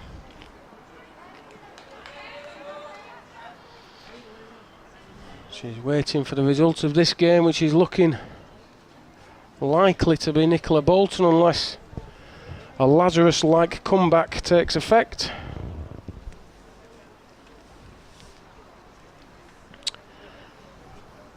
Finger peg up towards our commentary position up above the Waterloo shop. Those of you who knows the geography of this lovely stadium, Good lead. you'll know where we are. Decent lead. It's just settled in a little hole. I asked that Mark about there's 3 little holes in this corner that's got bare patches, and apparently it was some selective weed killer that wasn't particularly selective. So That's a shame. It's about the only blemishes on the green. it is, yeah. Unlucky bowl from Nicola, just running into the back of Linda's bowl. Now can Linda put the pressure on and get another? No. But what it has done is made it difficult on a finger peg. Unless Nicola really skates her own bowl and plays a length, or maybe pushes her own bowl in. I think she needs to change her peg and attack it several yards over.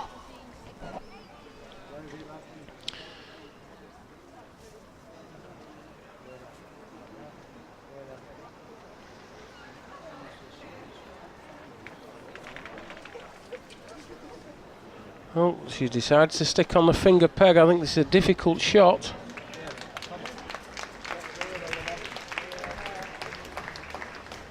It's not the worst effort in the world, you know. Misses her own, you know, it's a chance. That's, I don't know, I think it might have just gone in, you know. Might have just gone in. Linda's looking at them not very confidently. Yeah, Kicks them that's in. it. What a brilliant second bowl. Really was a brilliant bowl. And also, Emily Koenig has won 21-10 against 21-17, sorry, against Jenny Moore. So they It makes our selection of what game to go to slightly easy. was it? Oh, sorry for the thought you meant for the semi-finals. So there's just one game left on the green, and hopefully we can get pictures of that. Angela Gort leading out. She's 19-16 up. Angela in blue, the Isle of Man September Festival winner. From what I can gather, she was quite a shock winner. Some very fancied players went out.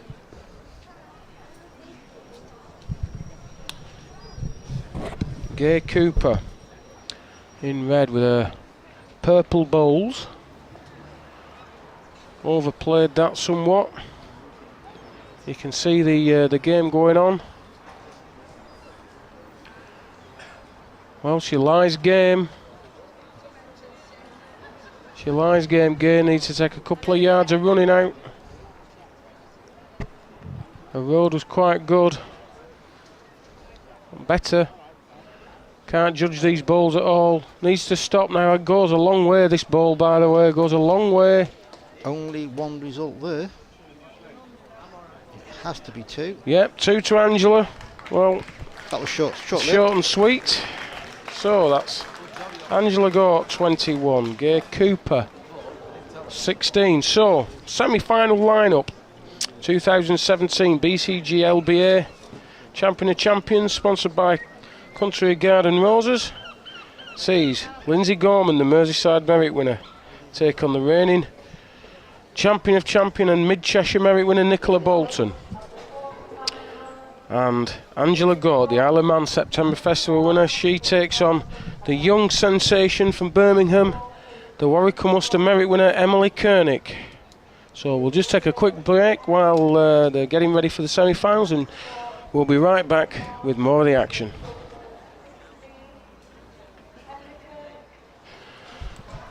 And welcome back.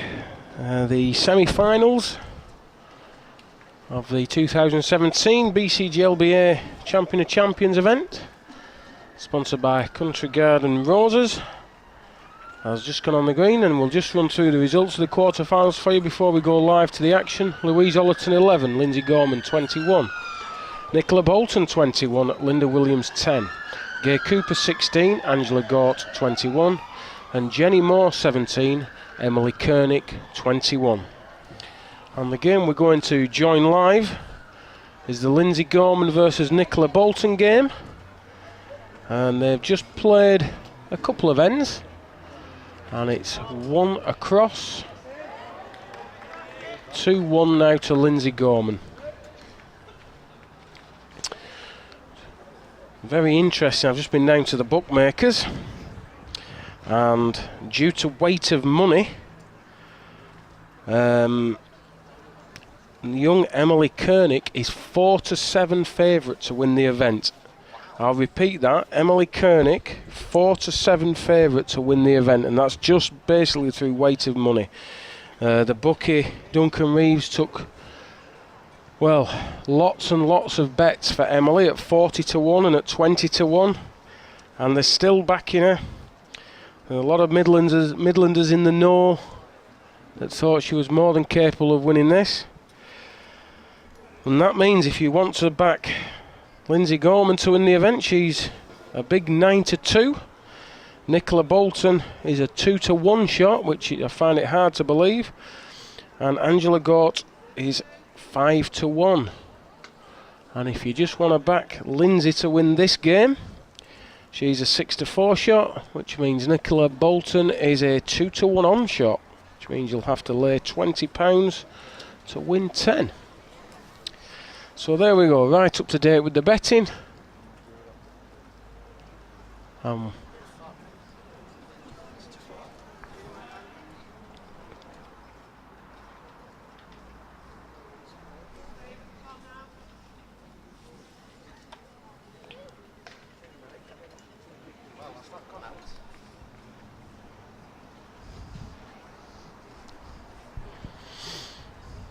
Looks from here to be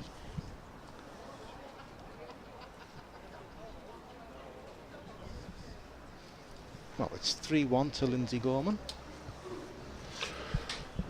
Our vantage position is slightly obscured from this to the part of the green that they are on by a railing, a scaffolding, and what I think there's 2 bits of Wi-Fi equipment, which look like paddles. Whew.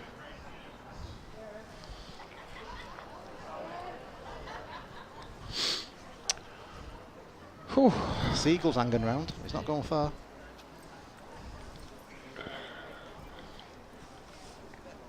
Oh, can see my Karen just walking out with my raffle prizes to the car.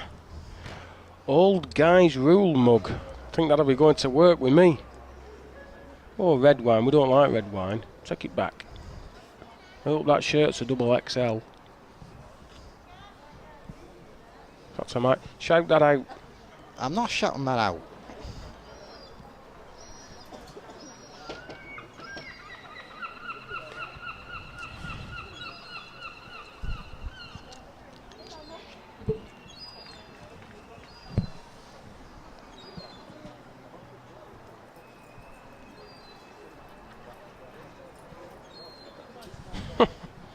She's either blowing kisses at you or with the 3 X's the size of the shirt or kiss it. I don't know. Oh, to give up. Yeah.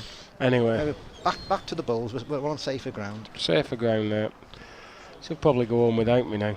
Another one to Lindsay, 4-1. Well.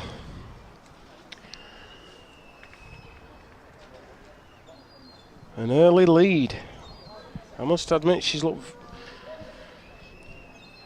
looked comfortable in her first game, but then against Debbie Waters, Debbie will be sat there kicking herself that she's lost that game with Lindsay Gorman. She was 19-13 up and didn't score again. She had a ball about 6 inch off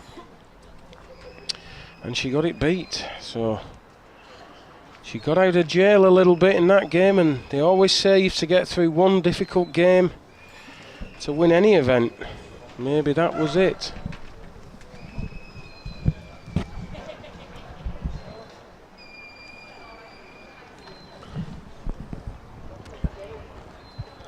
Decent lead from Lindsay. Yard to the side, good length though. Nicola needs to be beating those. Short. No, it's not just happening at the minute for Nicola. It's similar to what happened in the last game with Linda Williams.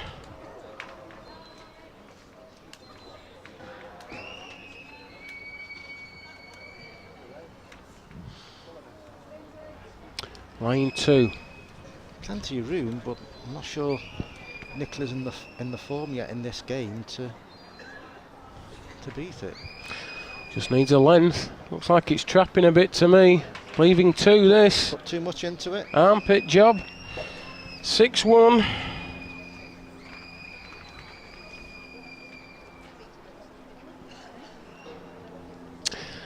Do you know, I'm a little bit disappointed with myself. I usually, when I'm at events like this, I usually have a little bet on the semi-finals. I always back the 2 outsiders. Yes. In a double. And you haven't. And I haven't. Ah. And I didn't yesterday either because I was too busy doing this. And what happened yesterday? Well, 2 outsiders, both would have been a nice price, that. Because Callum was what? Was he 6-4? I can't remember what Mike was with Ditchfield. He was certainly the outsider. And a 9-4 and a 6-4 shot, that's a big price.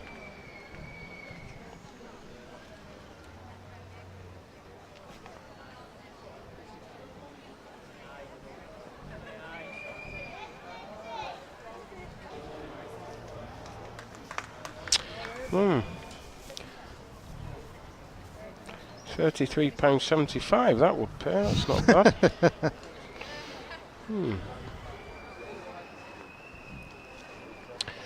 Lindsay's absolutely ramming them on. I've noticed just recently she's been on a rich vein of form. I think I saw her in a federation game playing against my Colne Valley team, and she beat one of our better players at Upton Village, is it? Upton Victory Hall. Yeah, nice place. Yeah, lovely green. Wasn't when we turned up, well. Oh. They've had a competition on there. Yeah. I think I think Lindsay won that. Was it with Jamie Box? No, I think they had a singles as well. Oh, right. And then she won another mixed pairs. No, it was an open pairs actually at Rushton Street in Great Harwood. Which is an interesting place. They got electricity there last week. Ah. So she's obviously playing well. And maybe that current form is just helping her towards this, which would arguably be her biggest win. Well, I know she plays at the New Brighton Quarry Vikings Club on Squirrel, on the Wirral, and they play in the well, I think the top 3 or 4 team in the Birkenhead First Division, which is a tough standard. Mixed league, eh? Yeah. More power to them, that's what I say.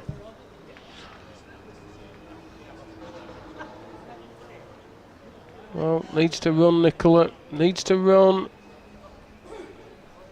Just given up. I think she'll have about 1,000,001 caps now for the Merseyside Ladies. Used to be the Whittle Ladies county team.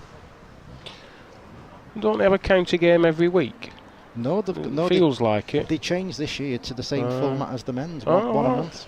Well, May, June, July. right, that makes a bit of sense. The slight problem they had is that the June game clashed with the festival in the Isle of Man. Look at that, in off. Well, Boydell, as it's called. Boydell.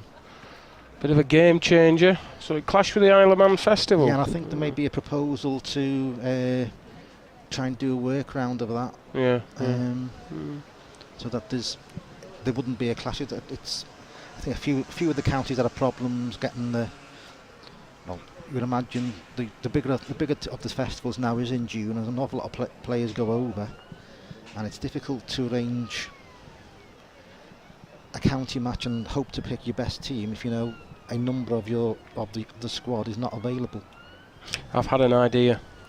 Oh. Play the ladies and the men's on the same day at the same venue, but at different times. A slight problem. You are aware of the difference in the county boundaries. Well, that's the problem. That is a problem, and that's what should be sorted out. But what a great idea! Well, Andrew, I can just say that I'm sure your opinions will be more than welcome if you turn up to one of the ladies' national meetings. Yeah, I'm sure. Yeah, I won't get out alive.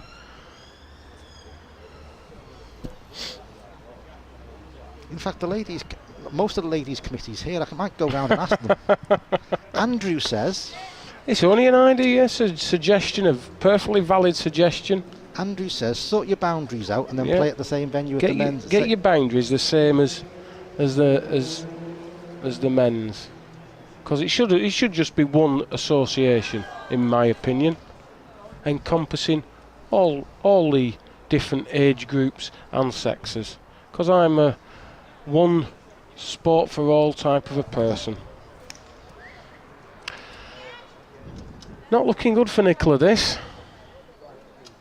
Not a particularly good second bowl, and short when you're down is never. Well, you can't win. No. Basically, unless she gets a bit of a knock up.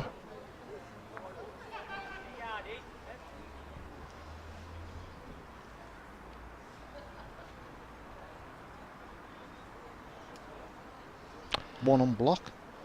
Safety first.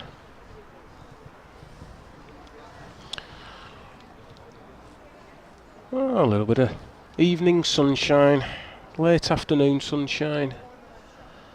Beautiful. Sunshine's on the righteous, Stephen. That's what they say. For the semi-final, I think, if I'm not very much mistaken, Angela Gorse just played a real good bowl there, and is now 5-4 down with Emily Koenig.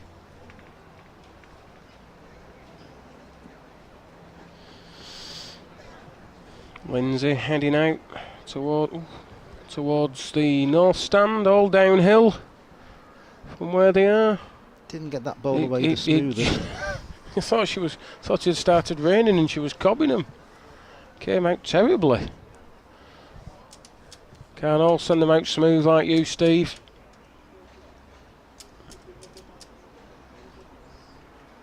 Can't remember last time I sent out a ball clean. Good ball from Nicola. Still leaves room.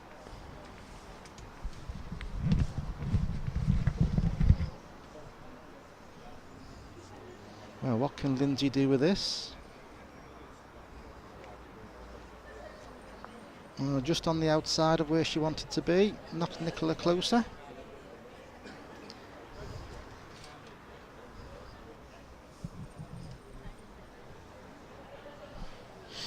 Nicola urging this on. She's got a fairly safe, well, no real danger to try and get to. She needs the points as well. She does indeed. Big points at this stage. Need to get back in the game. New Brighton Quarry Vikings, you're quite right. Lindsay Gorman. Can't mention ages, we're not allowed. Don't want to get in trouble.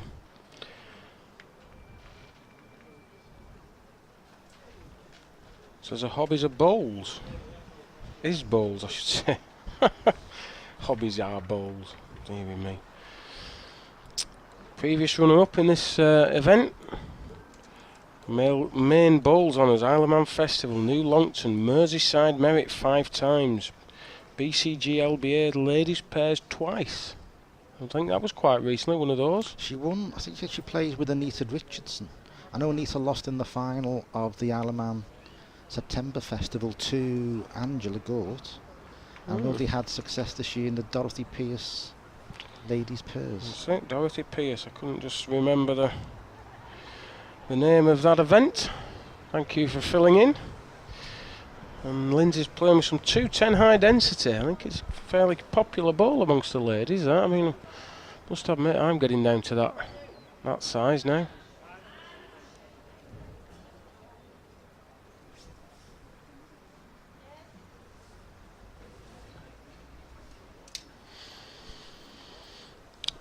Still not found a length, hasn't Nicola? Oh, she needed that. That was going to the moon.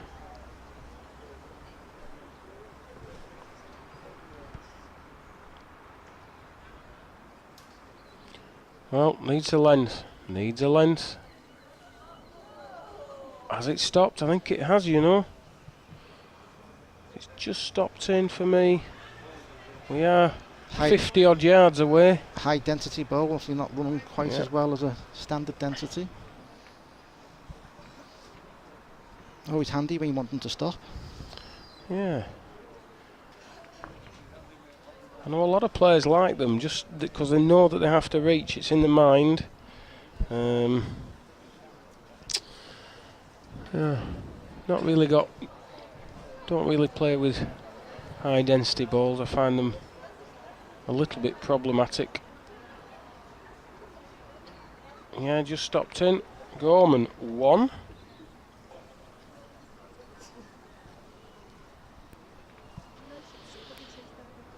Big lead, 10-4, good buddy.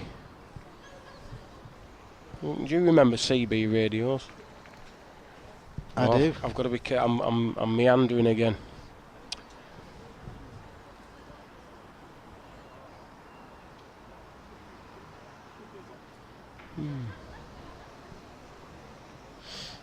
So, Lindsay trying to get on the mark that's helped to build up this big lead. Finger peg. Not a lot wrong with this. Yeah, playing towards the beach. Downhill to the sea. Apart from at Fleetwood where it's uphill to the sea. Well, it is on that main green they play the thing on. Needs the connection or... Oh, good ball. Needed that. Would have gone a distance missing, but it didn't miss. So Lindsay, give it a chance. Giving it a chance, you know. Nearly a good ball, this. Wow. Oh, she's been unlucky. Been unlucky. It's made it really difficult for Nicola to get another. I don't think I'd risk it. She's not. Wouldn't Picks risk the mat it, up. yeah. Don't risk it for a biscuit.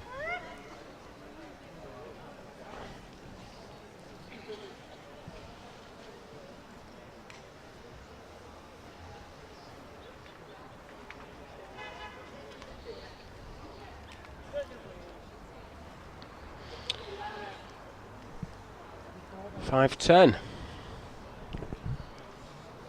Just trying to battle back best she can. Last call to claim your raffle prize. Did I tell you I'd won 3 raffle prizes? You did. 07 and 381 and orange 150. Evelyn Hastings' dulcet tones inform me of the various raffle prizes that are still to be claimed. I doubt any of you at home's got them, but if you have, you've got 5 minutes to claim them. Change of tactic here from Nicola. Obviously looking to play a longer length game now, try and get back into it. She's just struggling for a length, isn't she? Like Linda was in the last game. I'm just wondering if the green's changed anything. I can't imagine it's changed that dramatically, really.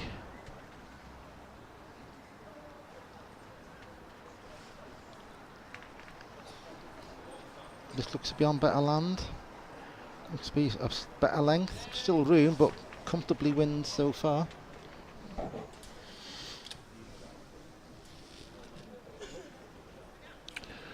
Well, decent road. Pace is right, not bad at all there. Good ball, keeps the wolf from the door. See, difference between the two bowls. Lindsay's playing with a high density and Nicola's playing with a low density bowl. Well, big effort. Big effort, anything in the way? No! Oh. I'm not sure whether if she'd have hit, she'd have counted anyway. I think she might have just pushed it to that back ball.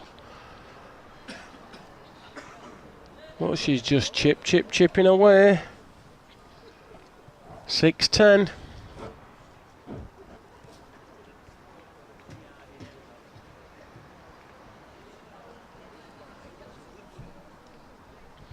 Decided to go right in them.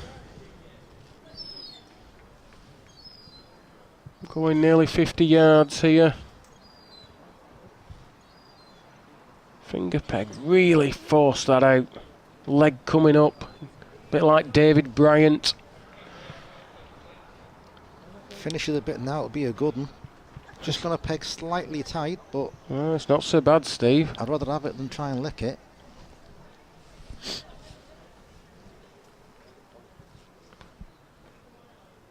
Good ball, really. On the mark, it's a long way. What you're saying, Lindsay? Must be to far, must go off the green nearly, this. Yeah, got a long way past. It's done quite well stopping there, to be fair.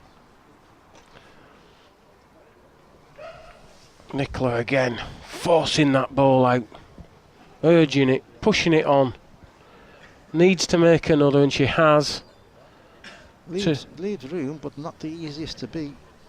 Dead length required.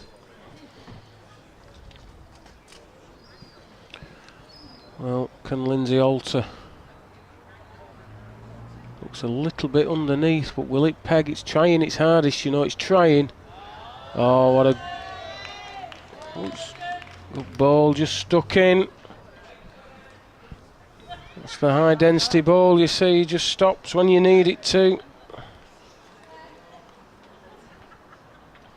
Needed it. Right back in the game with those two, it would have been 8-10. Instead, it's 11-6.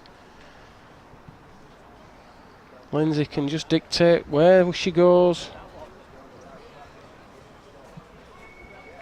The other semi-final, Angela Gort and Emily Koenig got 8 across.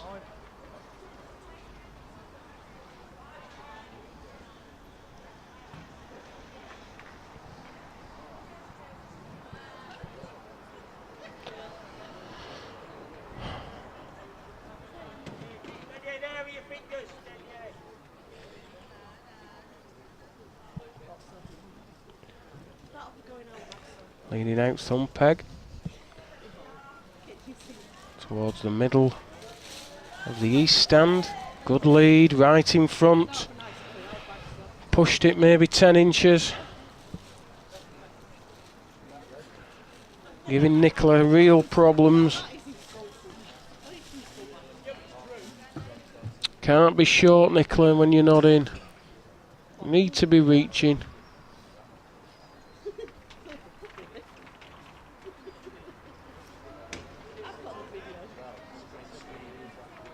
Clear run, gets another. Yep. Good two. You need to find one, Nicola, or else you're in trouble.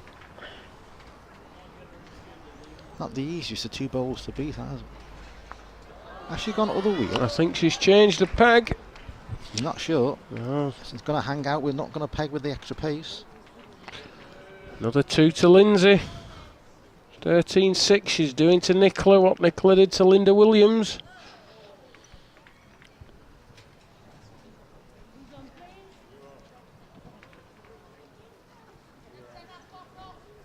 Throws the mat in.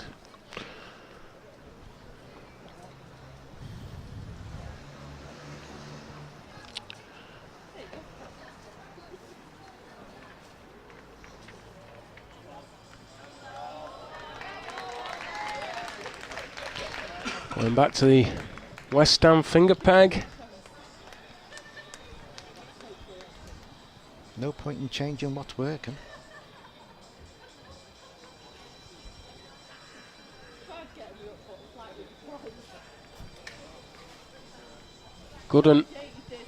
Good lead, nothing wrong with that. Nicola's just got to be inside it. Must be here, got to arrive. No, just searching for a length all the time. She's really scratching for a length. Lindsay isn't though, she's quite happy.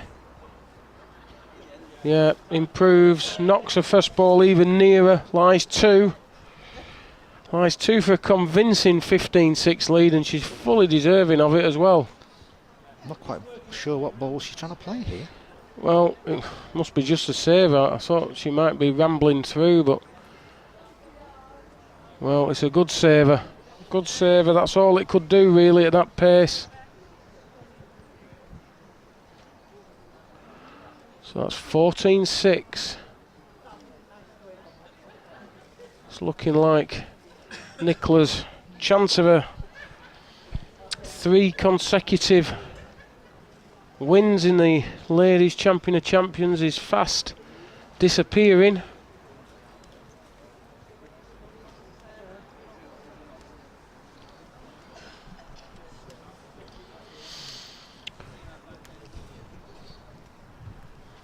Going back, same mark, thumb peg. Going nearly the full width of the green, maybe 5 yards in from one edge and 5 yards in from the other. Straight peg, bias to the crown, pegging up about 2 yards. Maybe a yard past.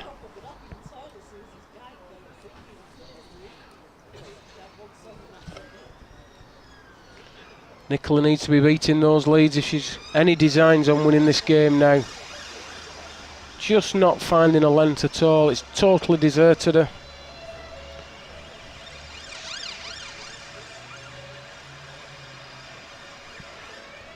And Lindsay's got to be a little bit careful. Got to keep off that ball. Just peg inside it. Take a yard of running out and he'll be a front nodder. Well, needs to be beating these. Nothing in really. Shouldn't be good enough at this late stage. Well, length required. That's all it needs, just a length. Yeah, still short but good enough. Gone in the frame. Needs quite a few more ends like that, Nicola. She needs to play a lot better than she has been. She's struggling for length. They've tried playing a longer mark.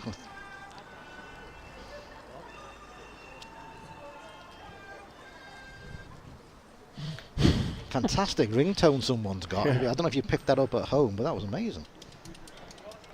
Especially for those who are fans of the Spaghetti Western. Yeah. Andy Cairns, Steve Davis and Steve Davis. The good, the bad and the ugly. Ah, indeed.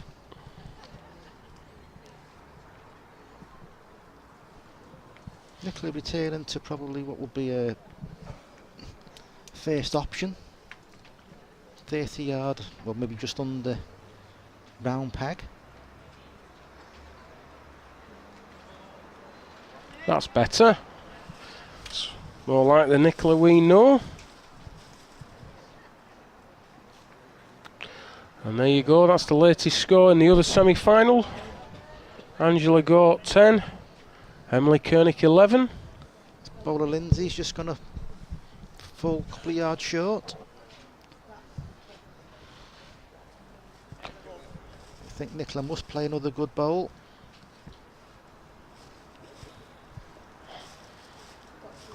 Yeah, looking good. Think she's improved on her first, you know. Well, beat one, you beat them both. Kabul's just finished from the other game in the way.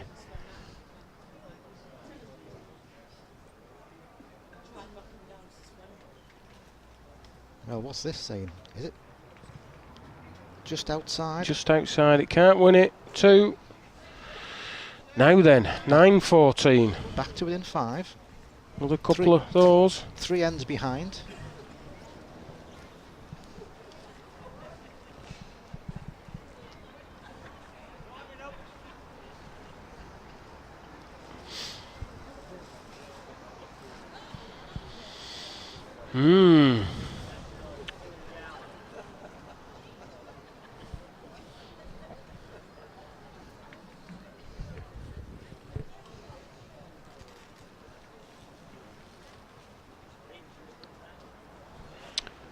Nicola going back to where she came from, finger peg, looking for a lead. Anything within a foot is good. Not bad. Wouldn't say it was as good as it could be. Not bad. It's one of those nagging bowls. It's a bit of a funny mark. Yeah. Uphill and through the middle of the green, and quite a quick finish. change of...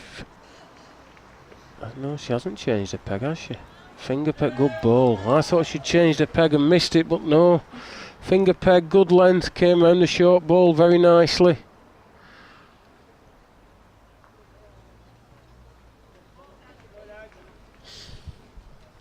Nicola just weighing up what to do. She's not sure. She's played at it. She's made sure she's there. I'm not sure she thinks she's done it. No, tight. Change peg. Tight from hand. In theory, this now leaves her almost like a free bowl to get another. Well, she's give it the land to do it. Just needs a land. Gets one. Yes, good ball. Good two. 16-9. Rapidly becoming dark now. She needed a good end there, did Nicola. And 16, potentially 3 ends from victory.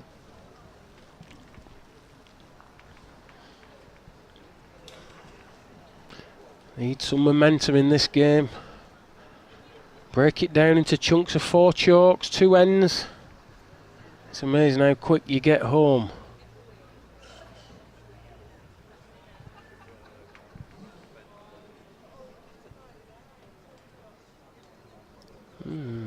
Didn't come out that nice, but not a lot wrong with it. No, it didn't come out nice at all, though. It came out slightly sky biased, but this has reached, tell 'em. This has reached. Needs a hit. Oh, not enough. No, just tickled the jack on the way past and has gone through, well, 4.5, 5 foot.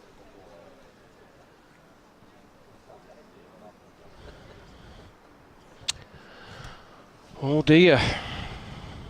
Oh dear, says Nicola. Looking at 2 down again.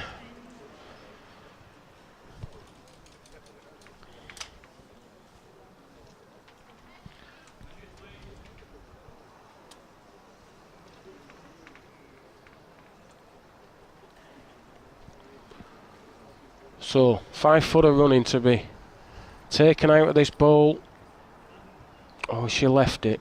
This can't. Oh, she's left it. This can't get there. Only the one as well. That's even more criminal.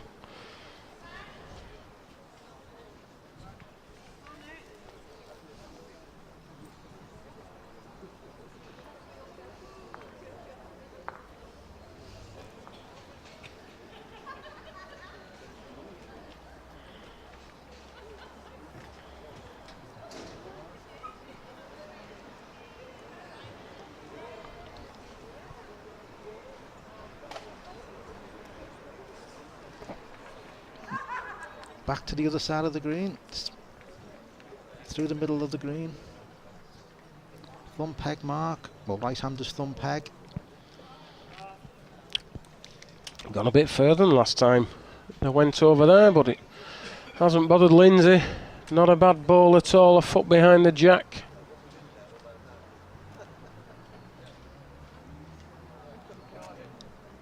Needs to run. Needs to run. All uphill. Needs to fly, never mind run. No. Just deserted her this game. No length.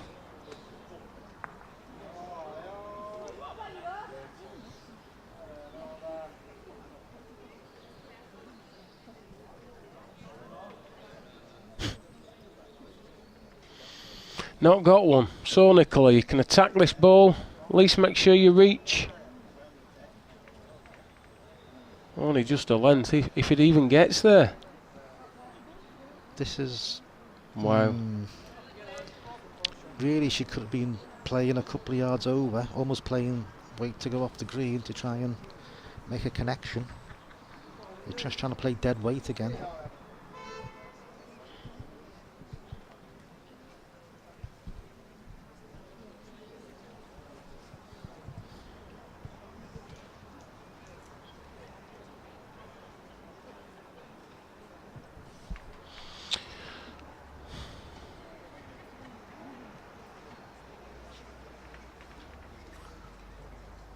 (18-9) playing very well. Nicola not just up to her usual high standards.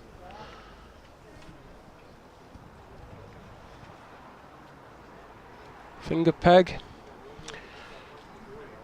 A mark that she's done all the damage on. Another decent lead, you know. Good ball. Leading very well. Putting lots of pressure on. Don't be short. Don't be short. Yeah, good. Oh, may have even trickled. Didn't look that far over.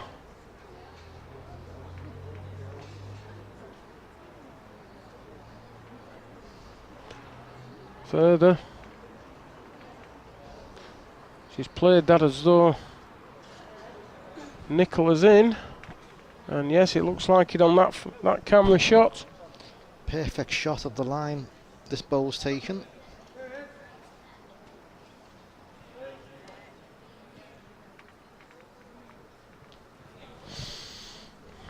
Two good bowls from Nicola.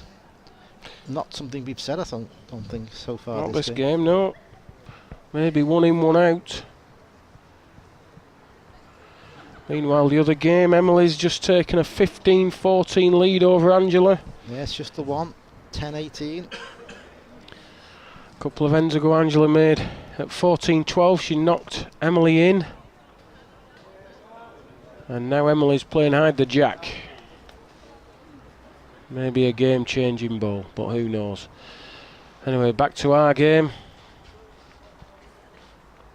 Nicola Bolton, jack in hand. Wondering where to go.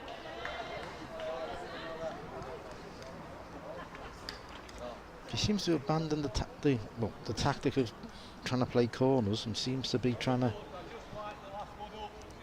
outplay Lindsay at kind of the length Lindsay was happy to play. Well, also she needs to just make some leads and maybe get a bit of confidence, maybe regain a touch. Not a bad ball there. Good lead. She needs to run a 3 or 4, maybe more ends with the jack just to try and put some pressure on.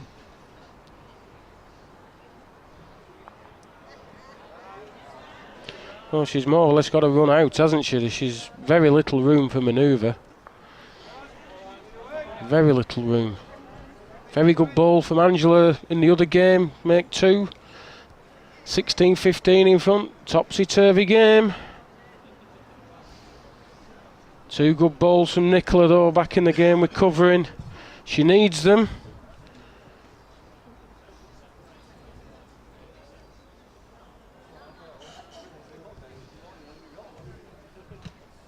Well, furthest bowl of the end. needs a connection. Got it. Oh, Still gone out. May is still left too as well. Very, very hard lines. You'd thought that any sort of contact would have been good. It was 2 from that camera position.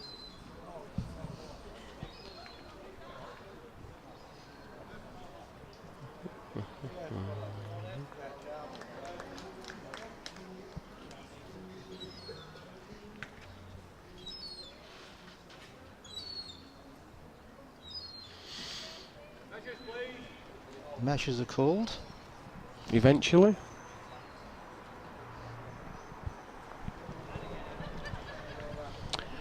Always at the other side of the green, aren't they?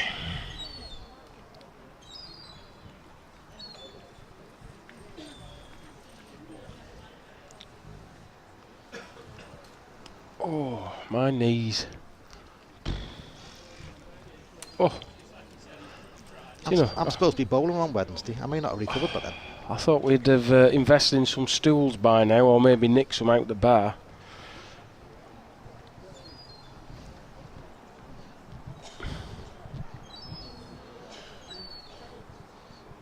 Just the one. Well, surprising. Certainly from the camera angle we had. So 11-18. What does Nicola do now? What does she feel happy playing? Does she think she can lead consistently well enough? Or is she going to try and play a different length? She's giving it a good thinking, good quarter thinking. Shortening it up.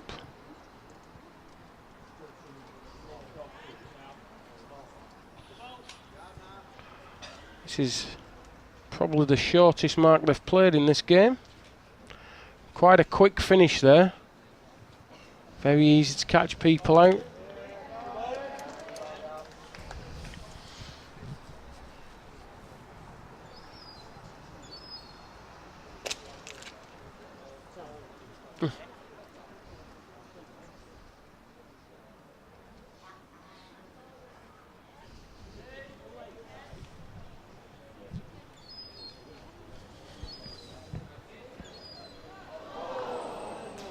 Well, what's this bowler Nicola saying? Can it collect the jack? Good ball. Good ball. Needed it.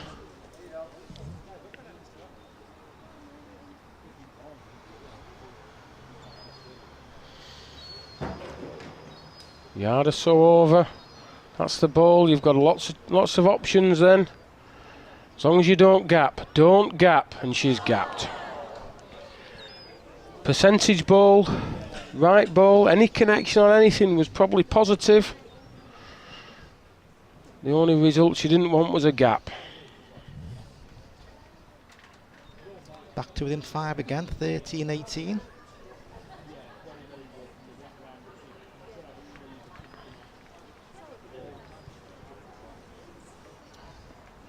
Nicola looking back to where the starting point is.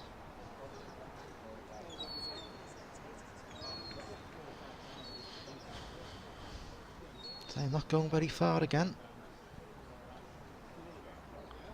Maybe a few yards further than the last mark they've played, but not many.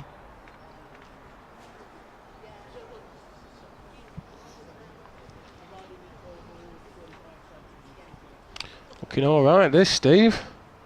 Not bad at all. Very much adjacent to the jack.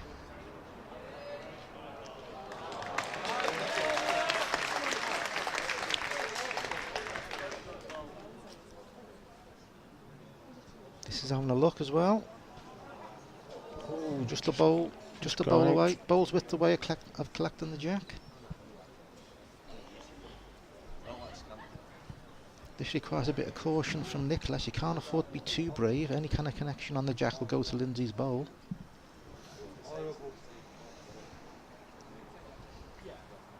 My favourite salmon, though. My favourite salmon. Well, she's certainly reached, you know.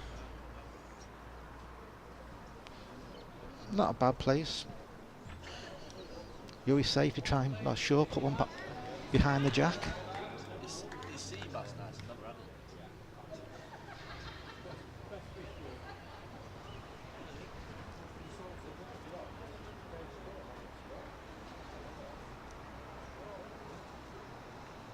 Well, Lindsay. Well, what do we say? Have you played?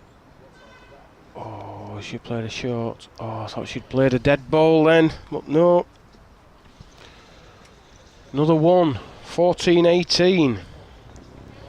Only 2 ends in it.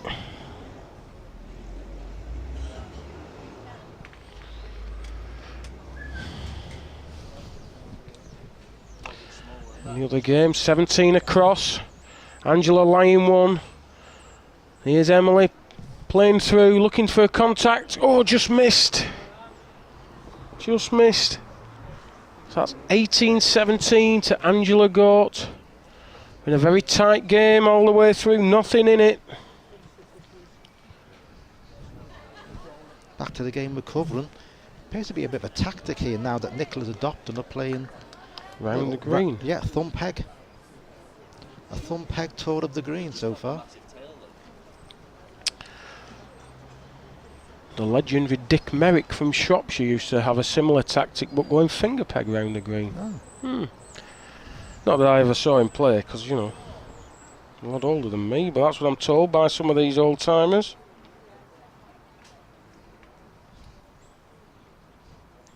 And very similar to the last end. Nicola puts one by the jack. That's in a good place. Lindsay's very close to getting to counting, but just misses the jack, and then Nicola puts one behind. Only lies one.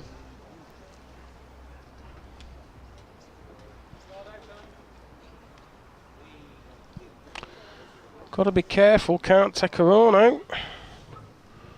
Got to come at it finger, really, just to be on the safe side. Oh, don't get tight, Lindsay, don't get tight, don't get tight. Oh, Bowls with the way again from collecting the jack. that was fraught with danger though, Steve. Any touch on that side of the jack would have given Nicola 2. I think it was safer on the finger peg, personally. But you play it as you see it. We look again. Somewhere new. I'll be surprised if this is not thumb peg.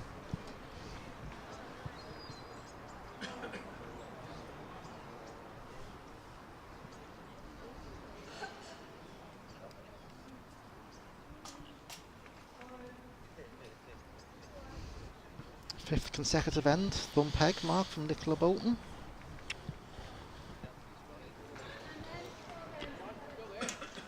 Meanwhile, in the other game, Angela Gort is 20-17. Young Emily on the verge of going out. The bookie will be delighted. The bookie will be buying drinks all round afterwards, I think. Are you sure he's from Yorkshire? Well, all right, cups of tea all round. Well, 1 cup of tea for everyone to share. That's more like a it. number of free cups, some hot water and 1 tea bag.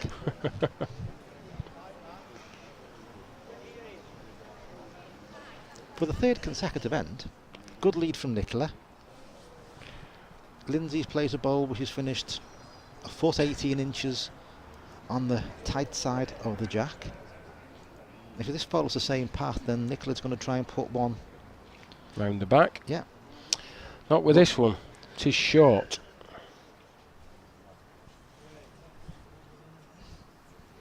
So once again, Lindsay thinks a bit of a free shot at this, as long as it doesn't take her own out.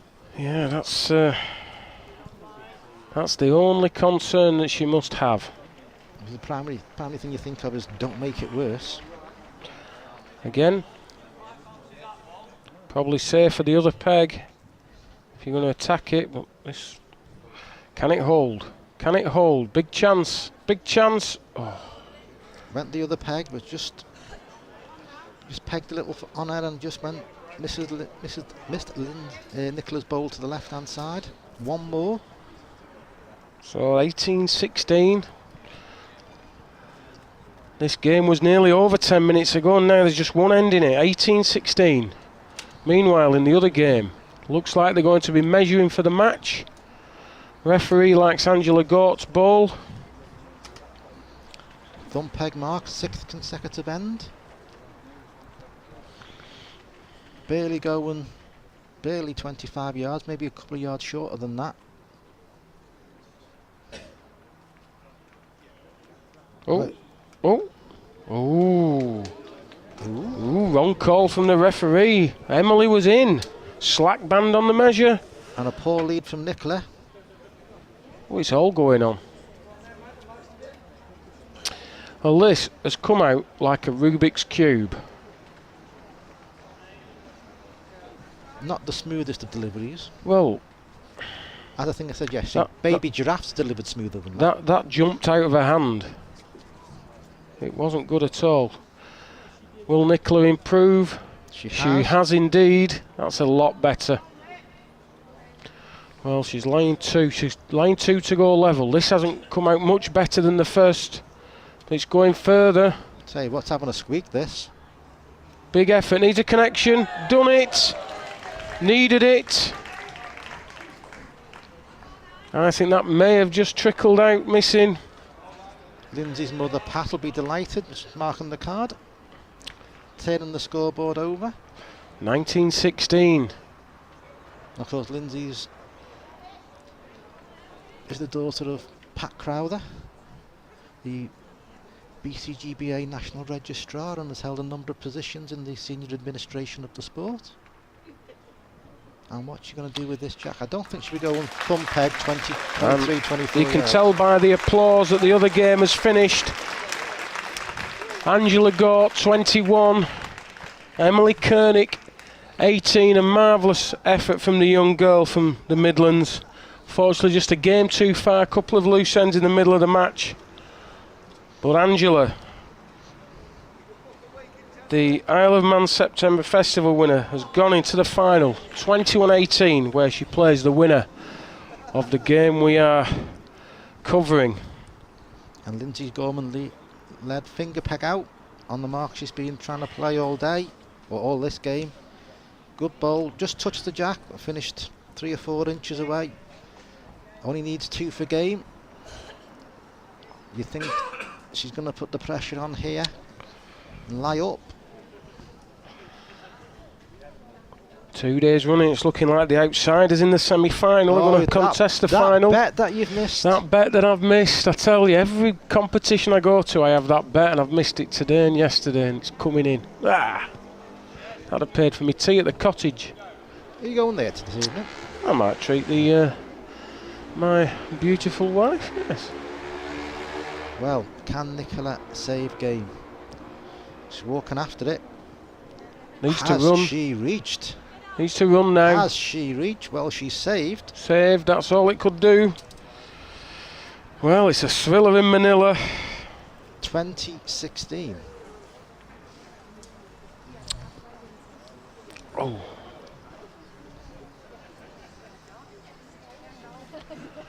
(2016) Nicola clinging onto a title by her fingertips. Lindsay Gorman, 1 chalk away from a second appearance in the Ladies Champion of Champions final.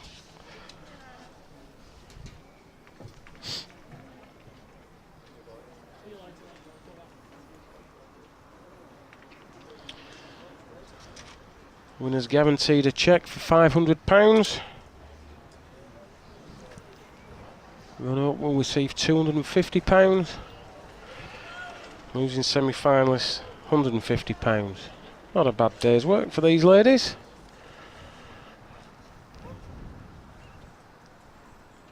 But she's left the door open for Nicola. Left the door open. As Nicola slammed it shut. Still a little bit of room. Yard out, it's a reeling.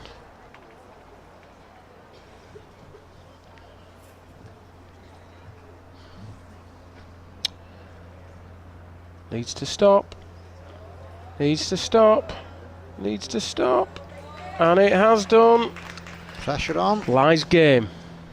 Lindsay Gorman, Merseyside Merit winner. Ly's won to take a place in the final. Nicola far. needs a contact, needs that jack, needs Not a jack, got missed it. All over.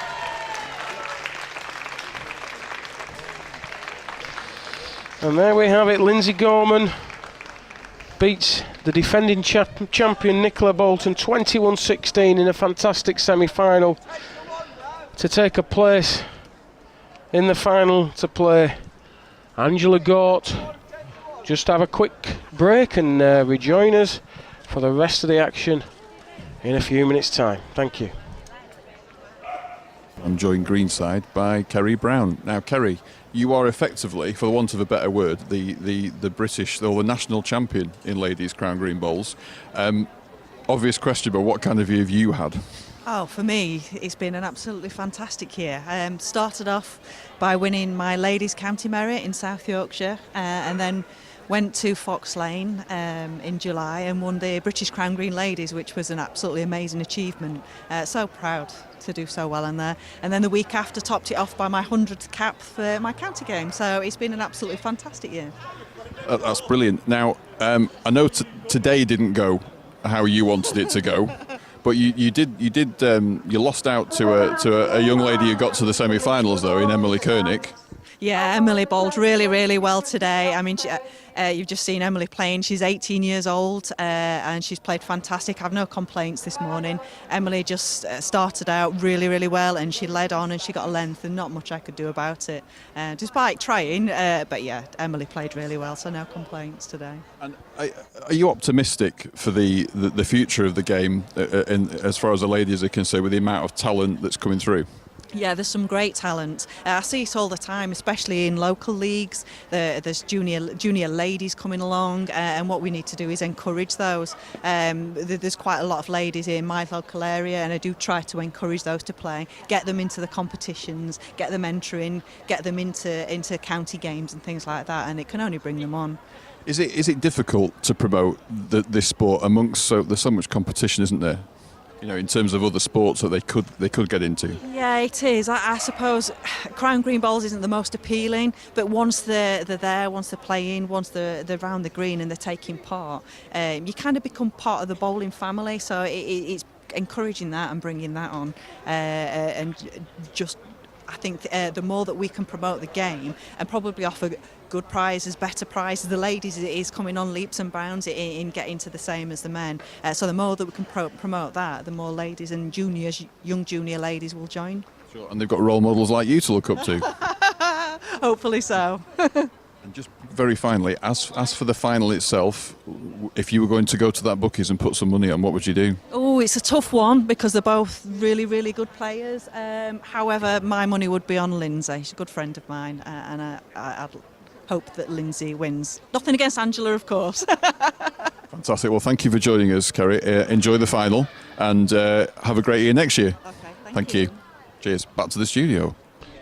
Welcome back to the Waterloo Bowling Green in slightly overcast Blackpool, where you can see there on the screen the results of the semi-finals, which means that Lindsay Gorman is taking on Angela Gort in the final of the 2017 BCG LBA Champion of Champions event, sponsored by Garden Country Roses. Is that right? No, Country Garden Roses. Country Garden Roses, wrong way round. I'm going to have to start reading instead of guessing. And the finalists are just about to take to the green.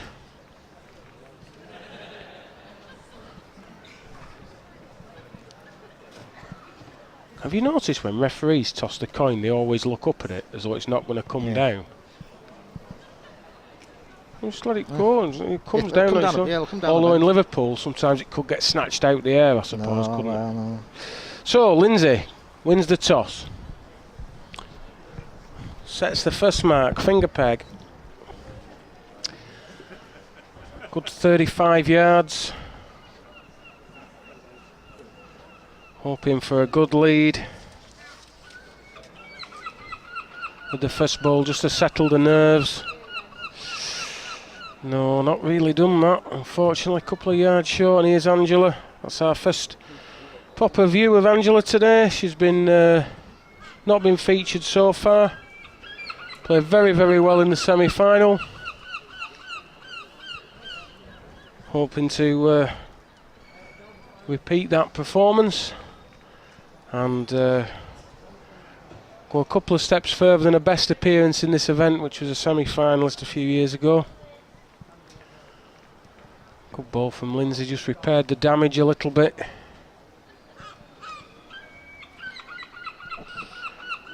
Well, needs to be inside that ball really. Good effort though, good effort, dead length, good ball. Great start from Angela. Rockwoodine Wood. Have I said that right? Yes, you have.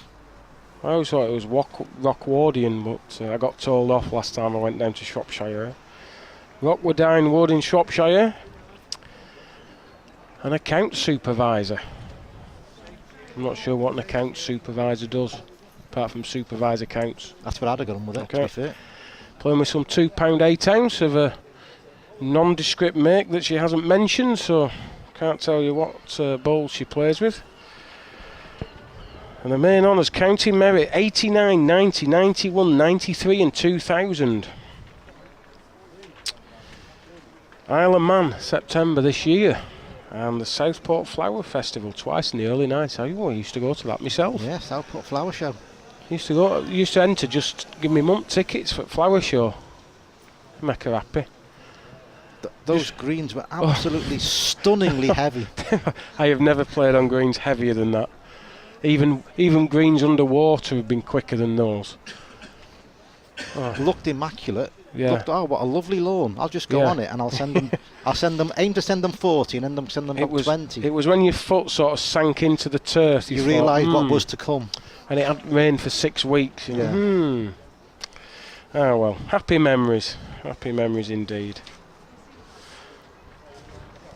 Wasn't that at one stage sponsored by a St tobacco? Bruno's Tobacco. Yeah. Big comp it was back in the day. Not sure why you'd sponsor a flower festival, but you'd have thought it'd be John Innes, somewhere like on John Innes compost or. Well, anyway, back in the day, from what I remember, cigarettes manufacturers were quite. Yeah, there was good sponsors of both. There was Benson and Hedges invitation at one in Hansworth, Cheshire, Hansworth. I've got a Wagon and Horses. I've got a memory of John Player doing something. John Player did the Champion of Champions. Oh yes, they also did a local comp in Liverpool, the Wyndham, for those who used to visit that competition. It was end of season, I think. A bit slightly before my time, but yeah. Not missing anything. We're just waiting for the measurers to make their way across to determine who's in at this second end of the final.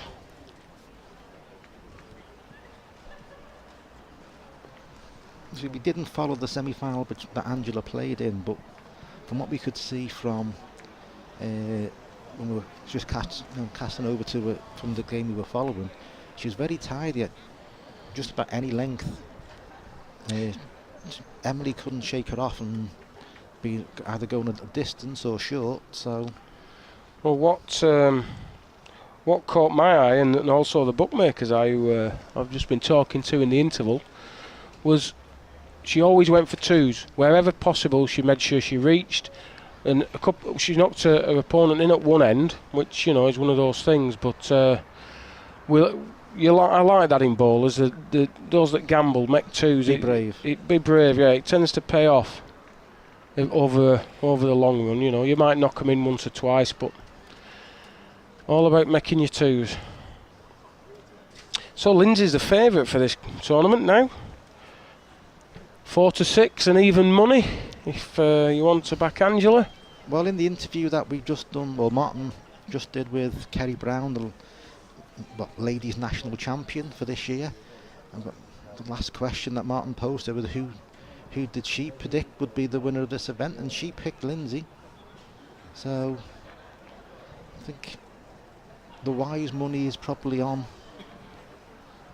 the Merseyside Merit winner.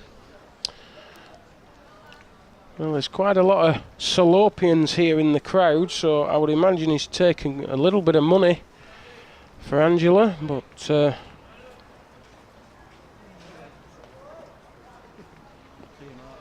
all about who puts them closest to that jack that counts. It's not about money, it's not about who the punters fancy. And in the two ends that Angela's led so far with the jack, she's tried to go a distance, and whereas Nicola fancied a shorter length in the game against in the semi-final, Angela has not done that. She seems to be happier playing a longer length.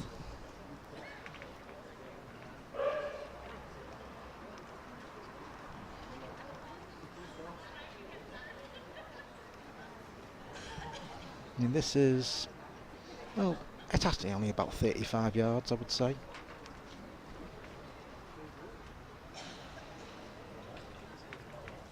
So Rockwoodine Wood, they, I think, rival St George's for the certainly the Shrewsbury and Shropshire best ladies team. I may have got into trouble for saying that. I've noticed I'm not saying anything. Fed up of getting in trouble. Apparently it's my fault they're launching nuclear missiles in North Korea. Well,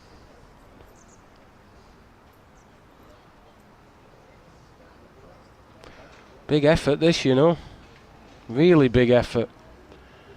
Little bit of bias now. Oh, just hung out. Hard lines.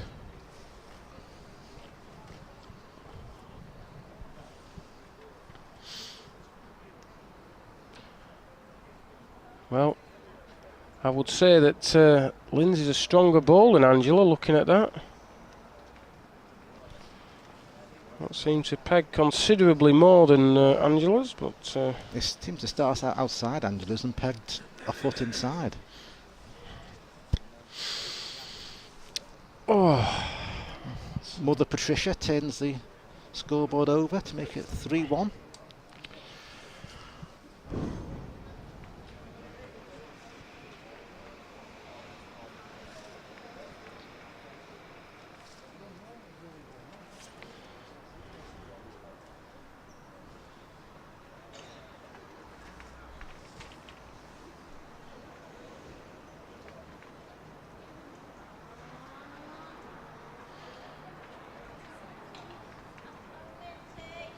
Not so bad. Nice length. Always just on the outside, never looked like pegging back for her. One of those you'd think you'd win. Wouldn't be good enough to win an end at this stage, but you never know. A lot of nerves out there. That started off on the inside of Lindsay's bowl and finished on the outside. Definitely a difference in bias. Always used to say this was a weak ball green.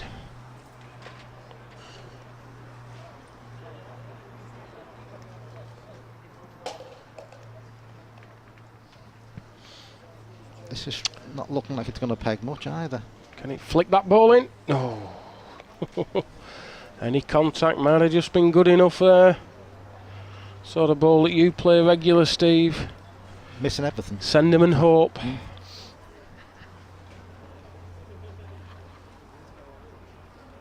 Just a single. It's 2-3.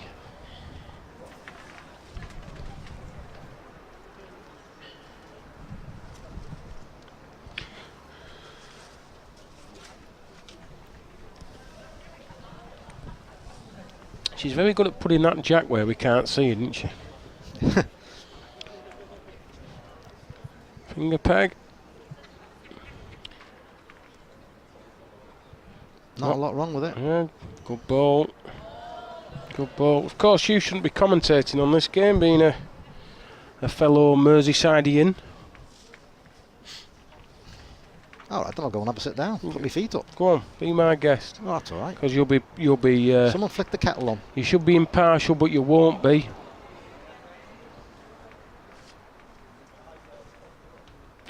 Hard lines there, Angela. Big effort. Knocked the ball over. Made it a smaller target. Lindsay, of course, does come from the dark side. It says on the sheet Merseyside. It's from It's the dark from side. Merseyside. It's from the dark side. Hello to everybody on the Wirral. I thought that's where you were from. Definitely not. You've been pleased with Everton's good result yesterday, being an Evertonian? No. Happy with Liverpool's win at the Leicester 3-2. I always thought he was a blue nose. Definitely not. No.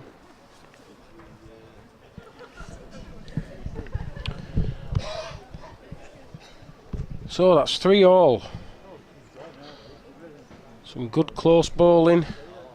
Couple of twos won't go amiss.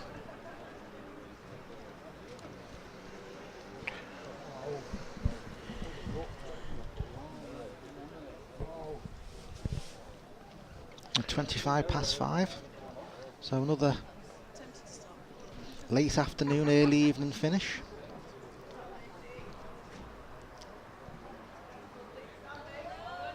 Not so bad. You're the fountain of knowledge. When does afternoon end and evening begin? I've always said 5 o'clock. I don't know why. I think once you get to 6 o'clock, that's evening. I think. So it's kind of like a grey area. There's between 5 and 6. A buffer. Yeah. Buffer No, zone. it's tea time, not a buffer. That's. I say that. I reckon that's tea time. No, 4 till 6 probably tea time. But 5 o'clock's end of the afternoon. 6 o'clock start of the evening. With a grey area. So 5:25 is kind of We're in that grey area. take your pick. Yeah. Right. Good ball this. There we go. 2 good uns.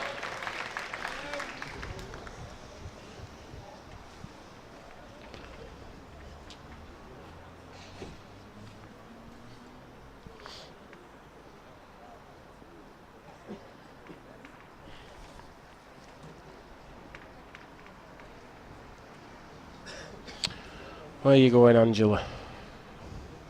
Looking into the corner. Not really a huge difference in length, probably maybe 5 yards. Right-hander's thumb peg through the middle of the green.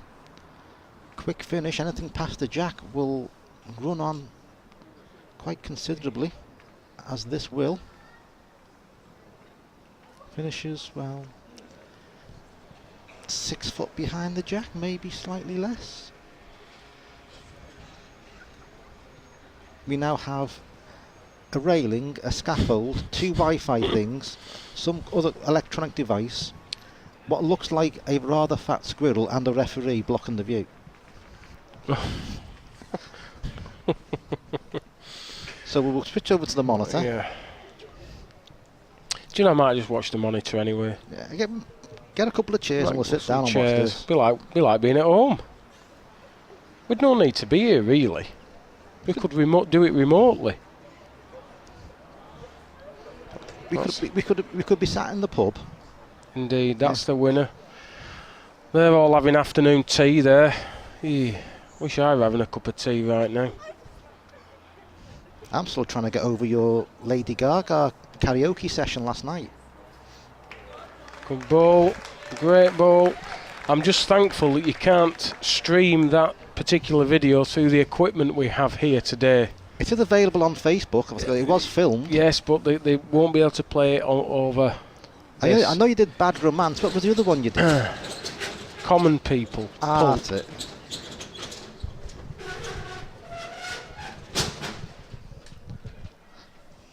That's it. We'll do a review show in end of season, and we'll find it. It may have to be a late night viewing. I remember you don't want school kids watching. There that. was quite a little bit of. We could do it Halloween. That'll fit in quite well. How could I say? There was a little bit of crotch grabbing going on. My own. Hence, by who? To add. By me. Oh, right, I was okay. doing the Michael Jackson style of dance.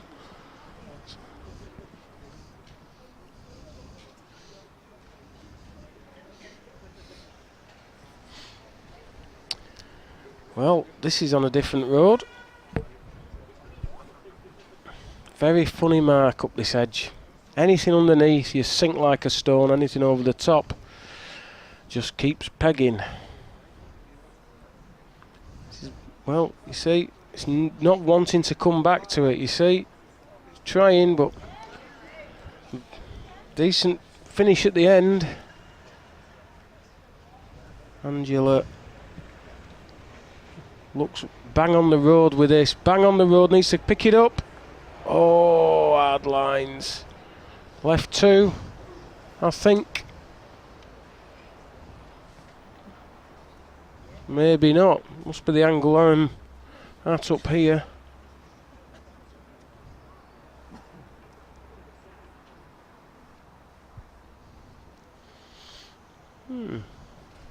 Yeah, concedes them.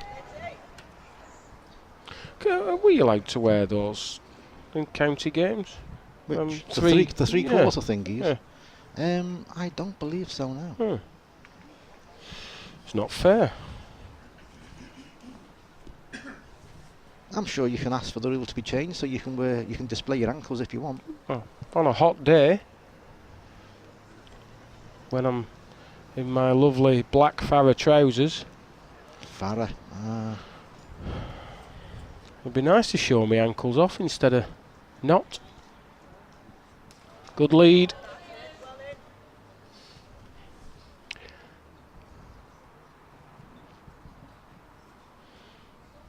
Just needs to follow that down. Same road.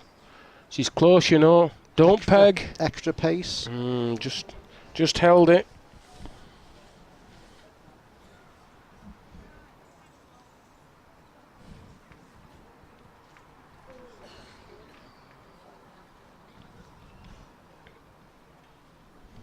Another good ball here. Be nice if she could just tuck that jack away, and she has. Got to reach at these, Angela. Got to reach. Yeah, she's played it. She's played it. She's close, you know. Don't get underneath. Whoa, she's got a result. Stun run through. Stun and run. Stunning shot. Just about the only bowl she could play at. Well, any sort of connection was good. You'd have just tried to lick him with a dead and been short. But Gone the other peg and tried to yeah. hope for a miracle.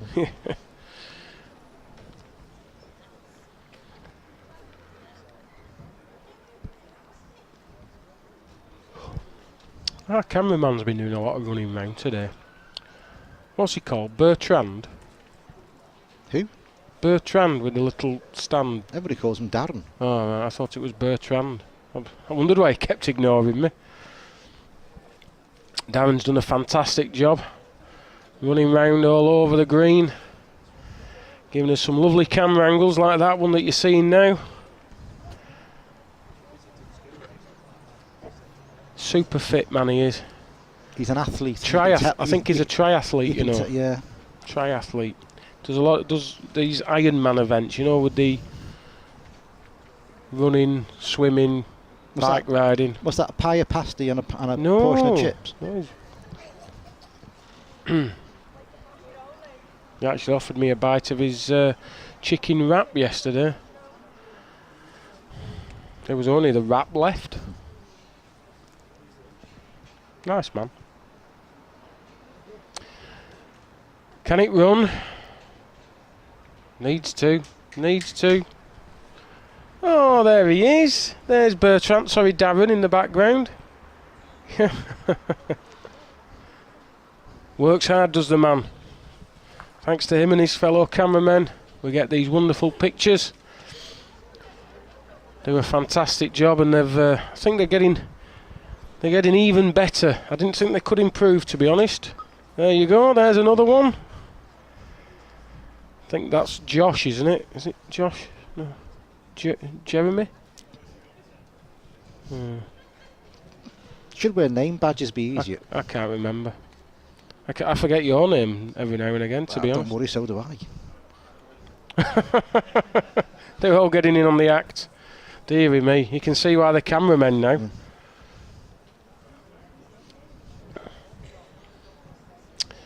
It's a highly skilled and professional outfit. Absolutely, highly skilled and professional, no doubt about it. It's only us that aren't. Yeah, and there's the last lot. Well, not the last lot, there's the other four next to us actually. They're so quiet, I forgot they were here.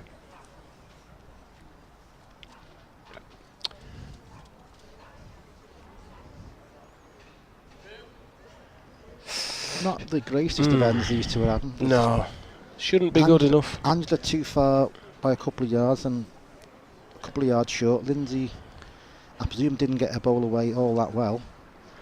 I don't think this is short. You sure? Might be when it hits that. Oh, just grazed it. Never going to go out. No. Only ball within a yard, the jack. Not once it went in.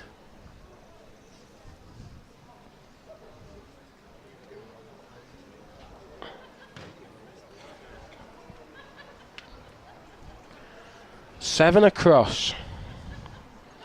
There's only been 2 doubles in the game.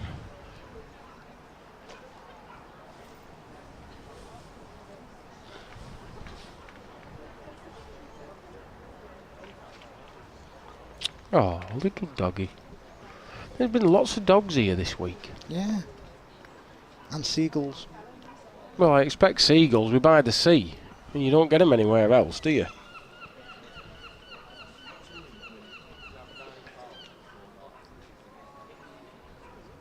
This is the mark Lindsay played so well against Louise Ollerton in the second round. Never really nailed the leads, but played really well with the second ball. Same here, good 4-5 feet short. Needs to miss, and it should do. Slightly weaker ball, good and now. Good ball now. Salopians are cheering in the crowd. Few have drifted away, and they're missing this final.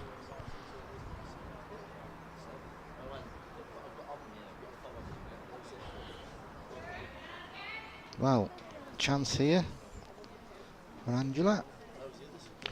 Yeah, got to take these opportunities. Only real danger is being tight, and air bowls won't peg that much to get into Lindsay's bowl from Needs this to line. stop. Needs to stop any time. Cease. Nope. No. Chance missed. Runs well past the jack there.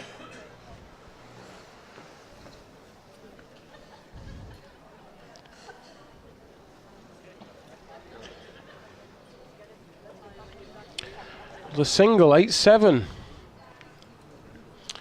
Opportunity missed.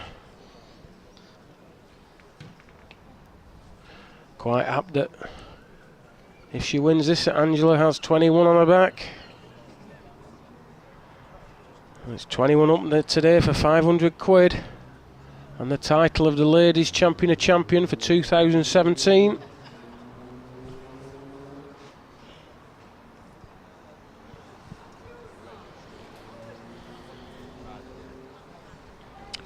Going thumb peg towards the north stand. Needs to run a little bit. Yeah, not so bad. Just off the road, decent length.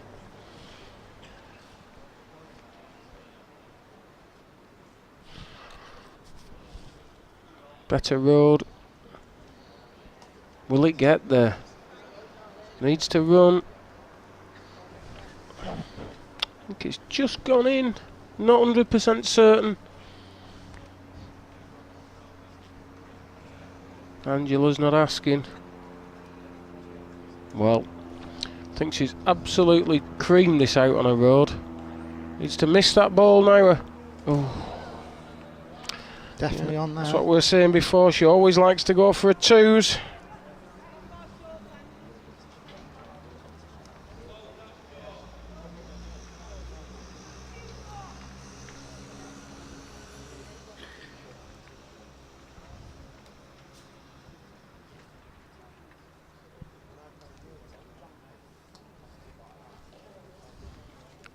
Taking a much wider line to avoid Angela's bowls, just trying to play for a length. Yeah, good ball. Good ball. Toodaloo.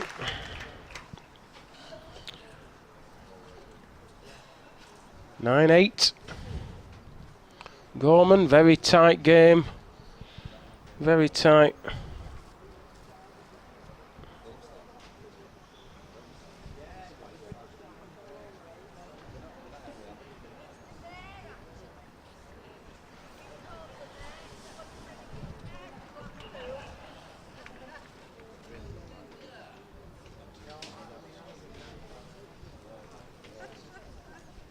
Just like to remind everybody that although we're not broadcasting, there's 2 more events. If you want to turn up and watch some exciting bowls, it's the Waterloo next weekend. There's the Waterloo pairs, the mixed pairs on Saturday, and the national title, the Centenary.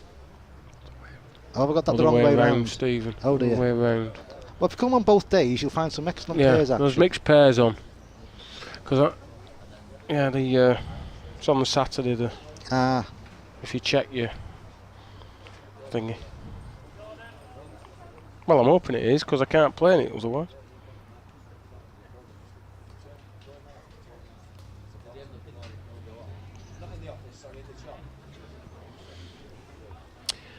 Well, Lindsay's line 2.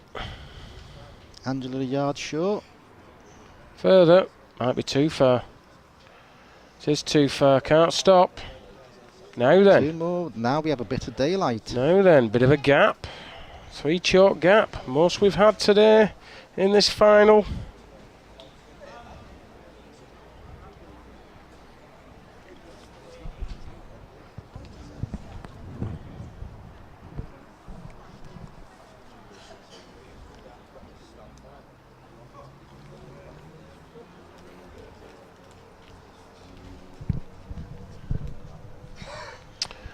Lindsay's not changing anything, going straight back across the green.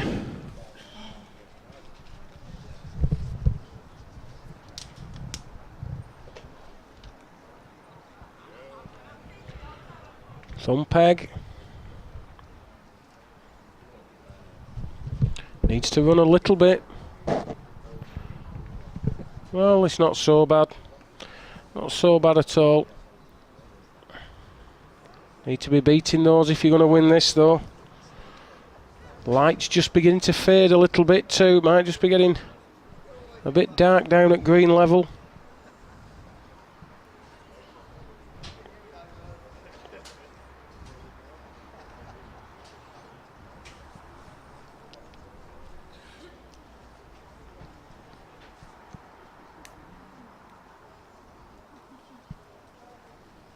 Slightly wayward second ball.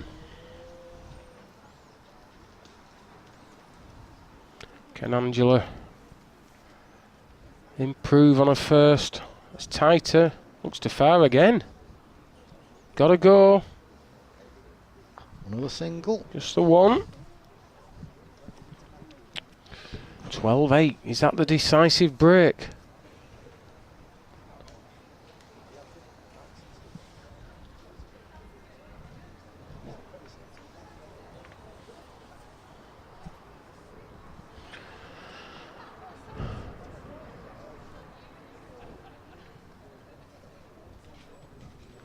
Coming back towards the cop. Finger peg. About 35 yards.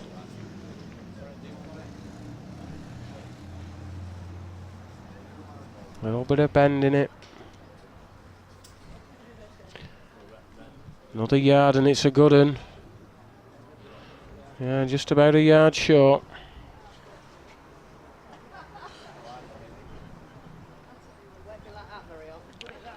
Further. Further. Too far. Gone again.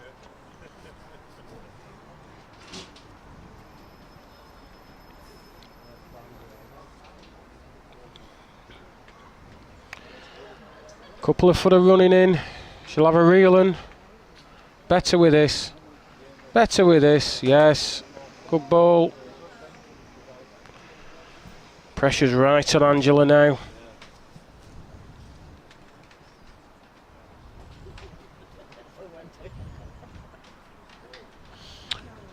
Outside the line, I don't think it'll get back. Good length, not on the road. Is it left 2? Not sure. Just the one. Well, a little 5 break.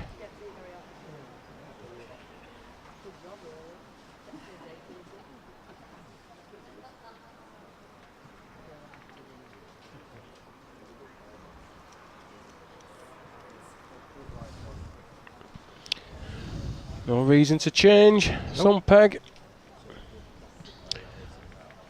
Down to the north stand. Similar sort of length. Again, just a bit of a downhill finish. Angela passed the jack with both balls last time. Lindsay got away with a reasonable lead and a poor ball. You do think Angela needs to get the jack back very soon, start. It's a good road. Just to 5 again. Just caught her out on this mark. Uphill and downhill. Just a difference in pace.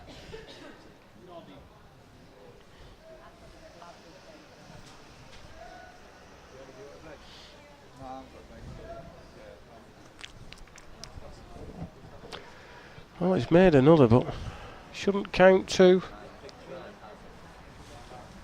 Can she take some out? Looks far enough again, you know. Far enough again, missing. Left them both. She put more in and took some out. Left them both. 15-8. Suddenly the wheels have come off for Angela. Lindsay in command of this final now. 15-8. Just 3 ends from home. Angela's definitely gone a bit wayward these last 4 or 5 ends. I think a few in the crowd have seen enough. I think that's the decisive break that'll just clinch the title for Lindsay. Cap an amazing season for her. Lots of victories, lots of success. Needs to run. Caught herself out.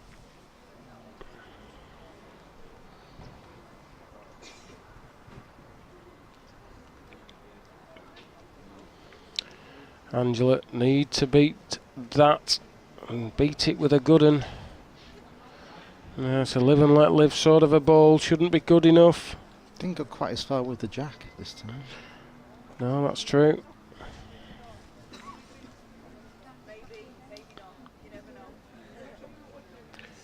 Oh, High density bowl. yeah. Just dropped its sand at the right time. Just won it.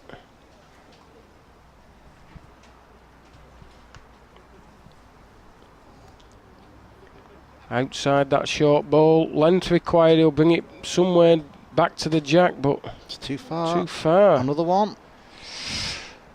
Yeah, just gone off as Angela. Didn't play like this in the last round. Possibly just a game too far.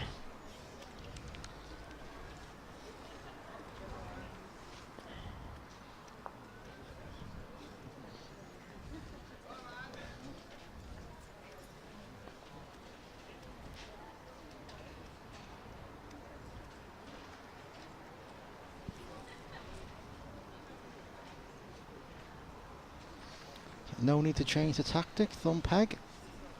Angela's last 4 bowls this way have been 3 or 4 yards too far.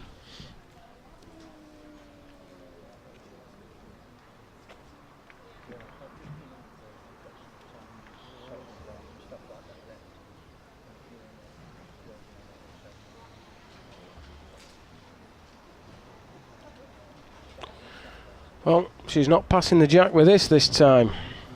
She's learnt from the last few ends and now she's overcorrected, left it short.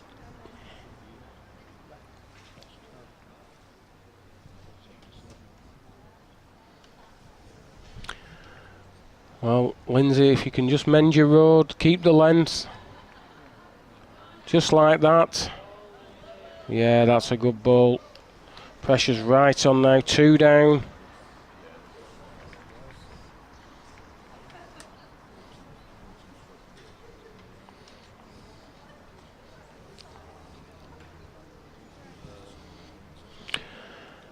Leaves 2, yeah, she's... Game's gone for Angela at the minute.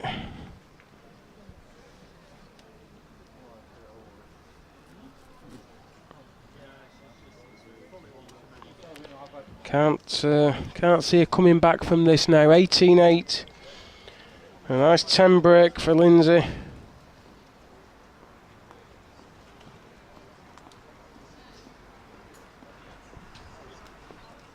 Only 3 more required.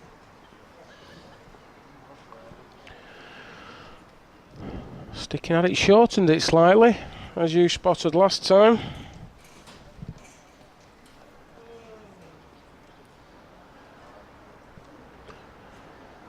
One of her better leads coming this way.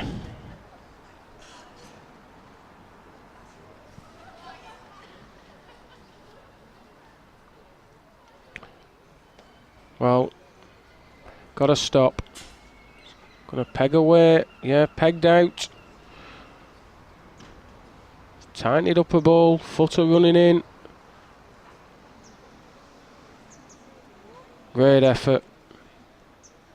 Hits her own, makes 2 good uns, yes. Line to go all but.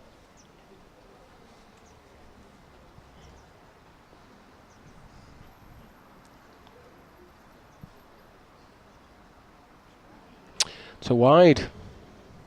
To wide, can't peg all that. 2 more to Lindsay. All but 8. The game's gone for Angela. 8 across it was 10 minutes ago now. She's looking down into the barrel of a gun. Well, not actually, Looking but down at the battle. Oh, yeah, you know what I mean. Yeah. Looking, anyway, all but 8. Good lead here.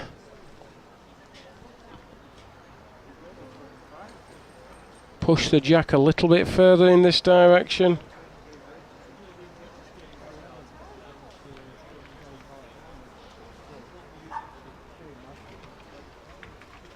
Line's not bad, just needs to stop about now. Yeah, good length, 15 inch to the side.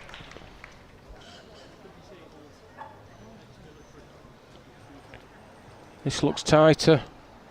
This looks tighter. She's never got to grips with this mark at all, hasn't Angela? Oh dear. Too late now, but she maybe should have tried to come on the other peg. Well, do a bit different. True, but sometimes you're just not thinking straight in the middle of a battle in a final. She lies game. Need a good ball here. Good ball is required to save game and keep her chances alive. It's to back. Surely it can't peg all that. To back into 5, it's weighed in. Lindsay Gorman from the Wirral runs to hug Mother Pat as she wins the 2017 BCGLBA Ladies Champion of Champions, sponsored by Country Garden Roses. An emotional Lindsay. Not surprisingly, tears aplenty. Lovely sight. Lovely. Oh, bless you. Bless you. Wonderful sight there. Lindsay, fully deserved win. Apart from one game, never really looked in trouble. Bit of a dodgy start in the final for the pair of them. Nobody really got away. And then all of a sudden, 8 across, went into overdrive. Tremendous 21-8 win for Lindsay Gorman. 2017 Champion of Champions. And just let these pictures tell a tale. Hello. If you would, we would like you to stop for the presentation to make it look a bit better on the pictures. We're going to do the presentation over by the Osprey sign. And very well done to Lindsay for winning. She's played well all week. This is her third major win in a week. And hard work, and Lindsay just got a perfect length today. So well done, Lindsay. Thank you for stopping. If you'd like to rent a crowd over by the Osprey sign, please.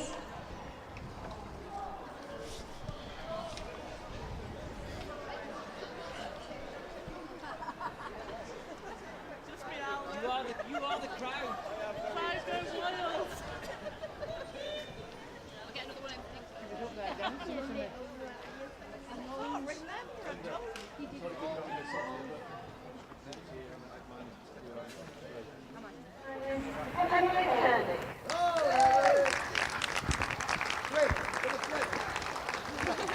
Semi-finals, very well done, Emily. You were really well all day. Sure You we'll did see well. Thank you. these young people again, over and over again. And we'll have next the runner-up today, Angie Gore.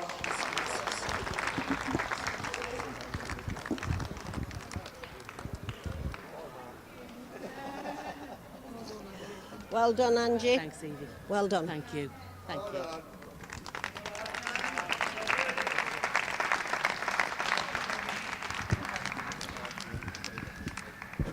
And the winner, of course, is a new 100 trophy, and this is Lindsay Gorman.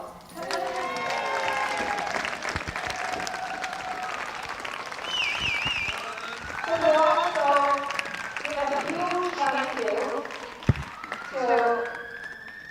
Well done, Lindsay. Well done. Lindsay has won 3 majors since last Sunday. Very well done. You're on a high. Well done, Lindsay. Thank you. You go.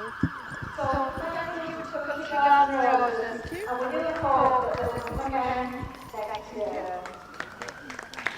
Yeah, I reiterate that. Thank you to Country Garden Roses, our main sponsors. Fantastic. Thank you so much. That's what I like.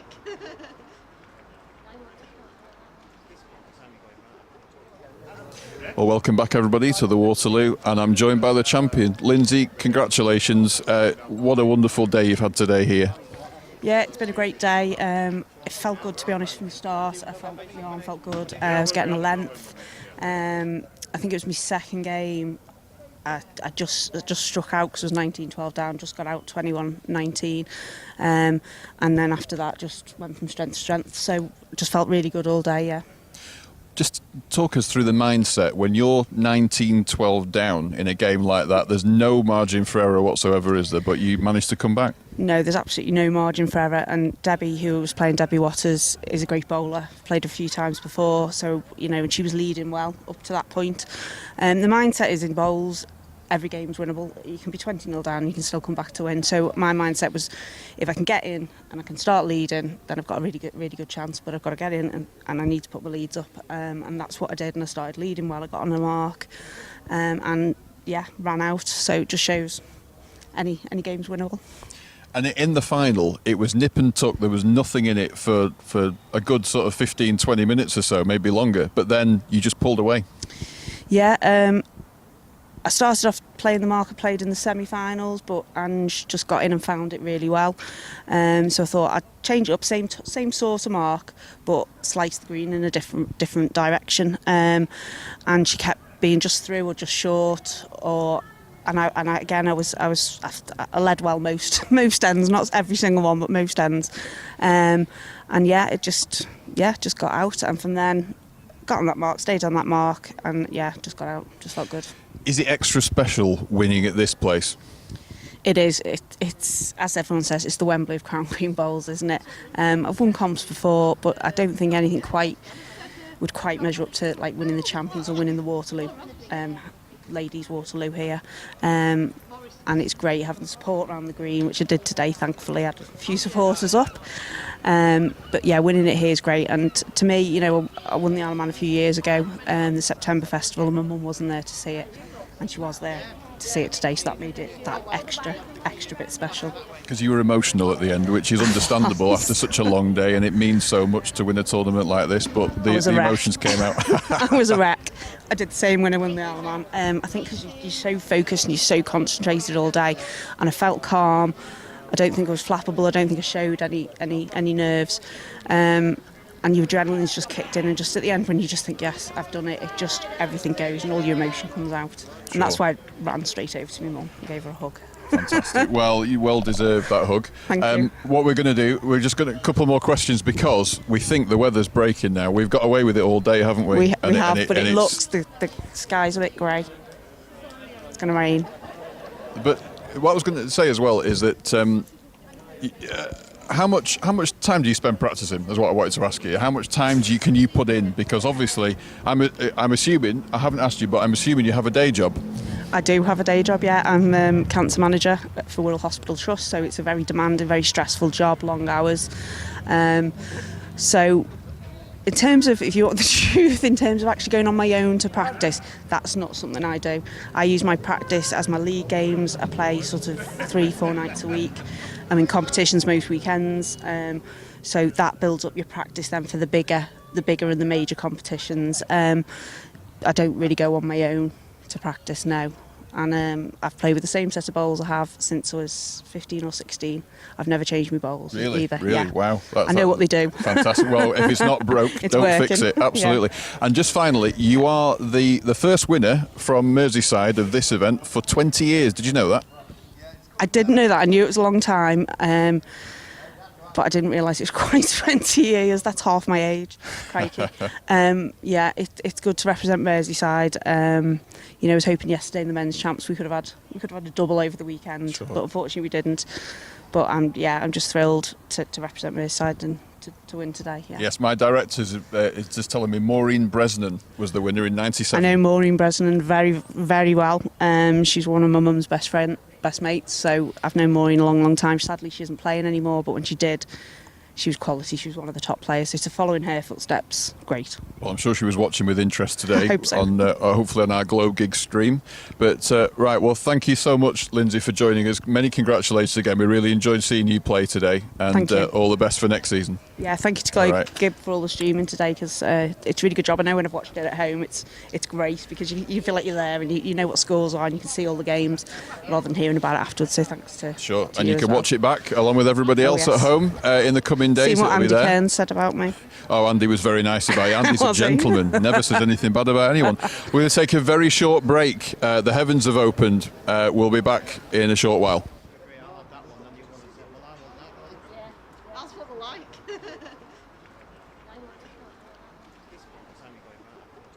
Welcome back. We're back as usual for final thoughts. It's wet outside, so we've just come undercover a little bit. I'm joined by Andy and Steve.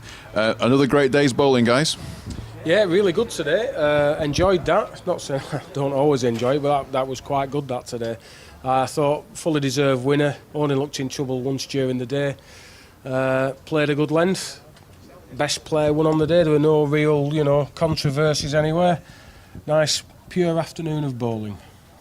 It was a bit more genteel, wasn't it, and calm and serene after yesterday. Most things in life would be calm and serene after yesterday. Yesterday, it's a different type of competition. Obviously, it's the same format. You know, the winners get there from various competitions, but it's different, bigger crowd, different type of crowd. Today was almost like continually trying to find a length. It's more, in many ways, a lot more like the flat game where length is key. Yesterday is kind of, well, you put it too close, I'll bash it away. You know, and that's just a different type of game. We spoke about Lindsay before. She was saying that she was 19-12 down at one point, I think, in her first game, and she's come back and showed some great mental strength to come through that, and then that must have given her confidence to get through the rest of the tournament. Well, they always say you've got to scramble through at least one game to win any big competition.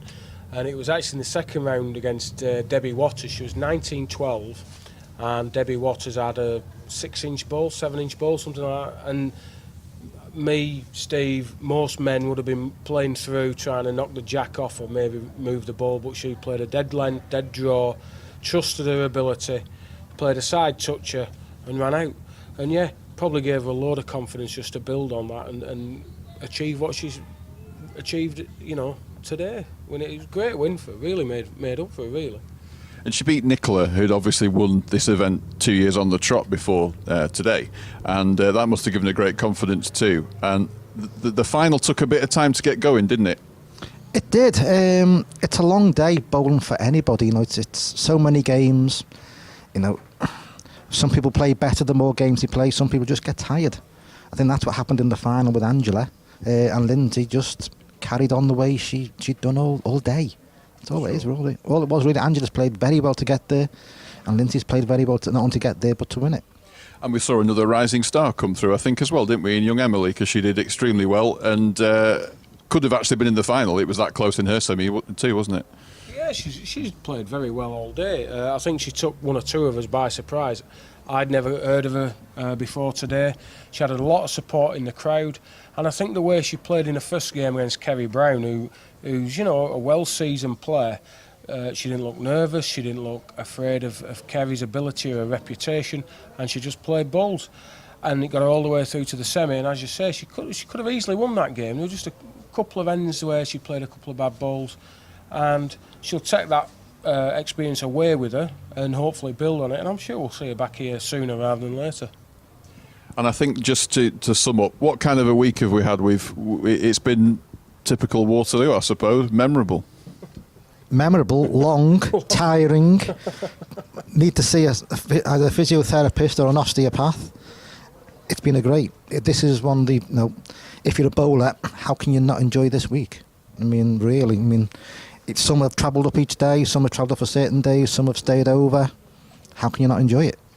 It's a great town to spend a week in, though, isn't it, Andy? I'm sure you want to move here, don't you? You love it that much. Yeah. It's an expensive time to spend a week in, especially when your wife's addicted to Prosecco.